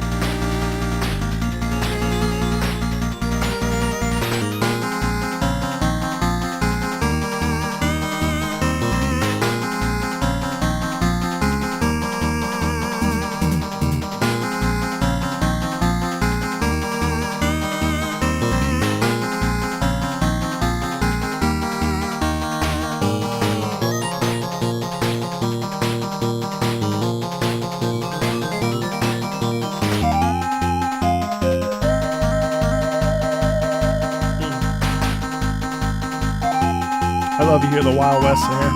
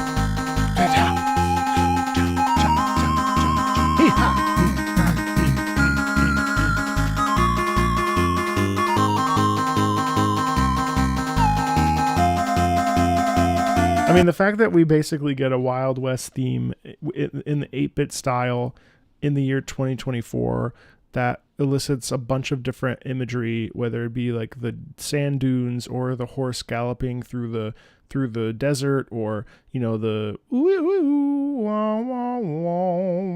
know, I think that that's such a clever and cool and just fun approach to music, and also like hearkening back to a time period where, you know, that was all they could do, and then now here we are, you know, some 30-ish years plus later, and we're still sort of paying homage to it. It's a really incredible thing to think that that's the only thing that people could do is write that way. And now, you know, I mean, yeah, I should play this. I really should. I have it. I just haven't sat down and played it because I didn't fully understand it, but it makes sense given what it is. It's really neat. Okay. Let's do... Oh man, I'm starting to get ear fatigue, you guys. I'm starting to get ear fatigue. I mean, it's only been, what, 4 hours? Wait, it's okay. Let me just clarify one thing. So how many? 1, 2. So we did 4 songs.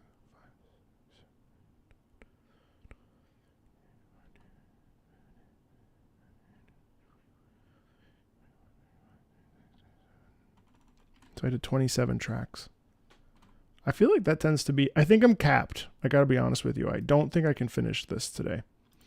I think what we'll have to do is do a separate stream. We'll do a private stream next week. I'll pick an afternoon. And then I'll do a private stream and finish up these last 1, 2, 3, 4, 5, 6, 7, 8, 9, 10, 11, 12, 13, 14, 15. Sorry, Siren. I mean, well, maybe I can, because it would be nice to get...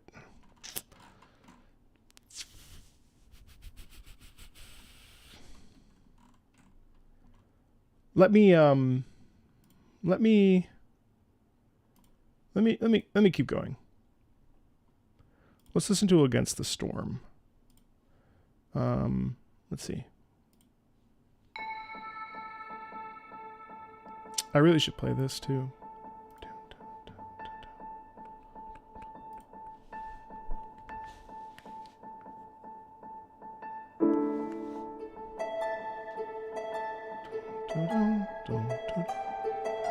It's interesting how this is called Hurry Up.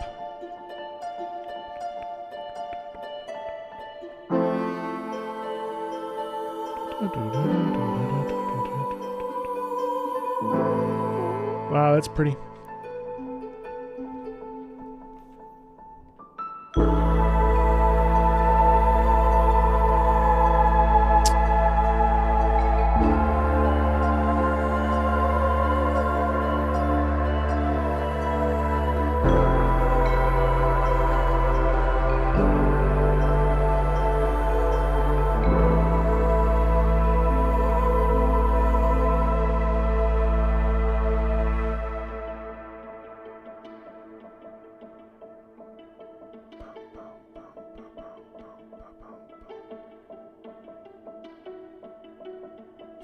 Repetitive pattern. Dun, da, dum, dun, da, dum, dun, da, dum, dun, dun.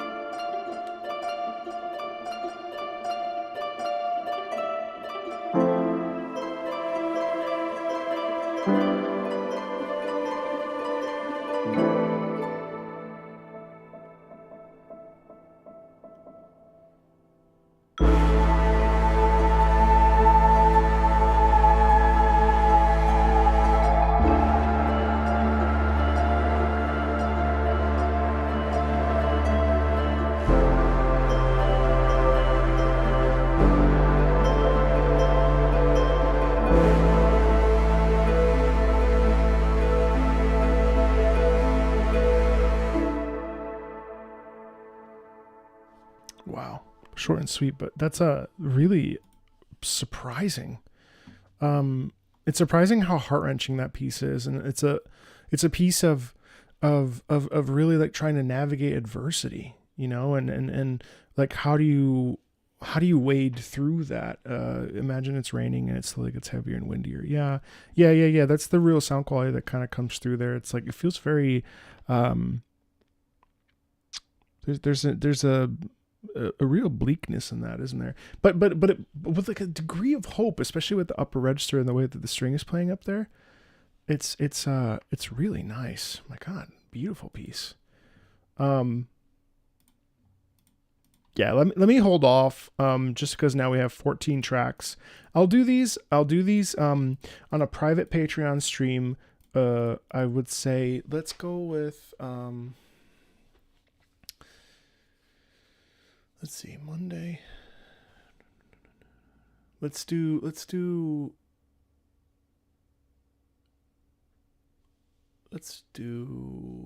sometime next week. I have to think about this. We'll take care of this, and then we'll finish off these last 14 tracks. Just because my brain is starting to, I don't want to actually try to pay attention. And then we'll dive into January Friday, and then we'll definitely have to have another stream, and that'll be another private stream, just so that the main channel is not inundated with Patreon streams. Not that I have a problem with that, but you know, it's good to not always do Patreon streams publicly. Okay. All right. Well, we'll stop there. I mean, I feel like 4 hours, we did pretty well. I mean, crashed through about, yeah. Thanks a ton, everybody. I hope you have an awesome weekend. Oh,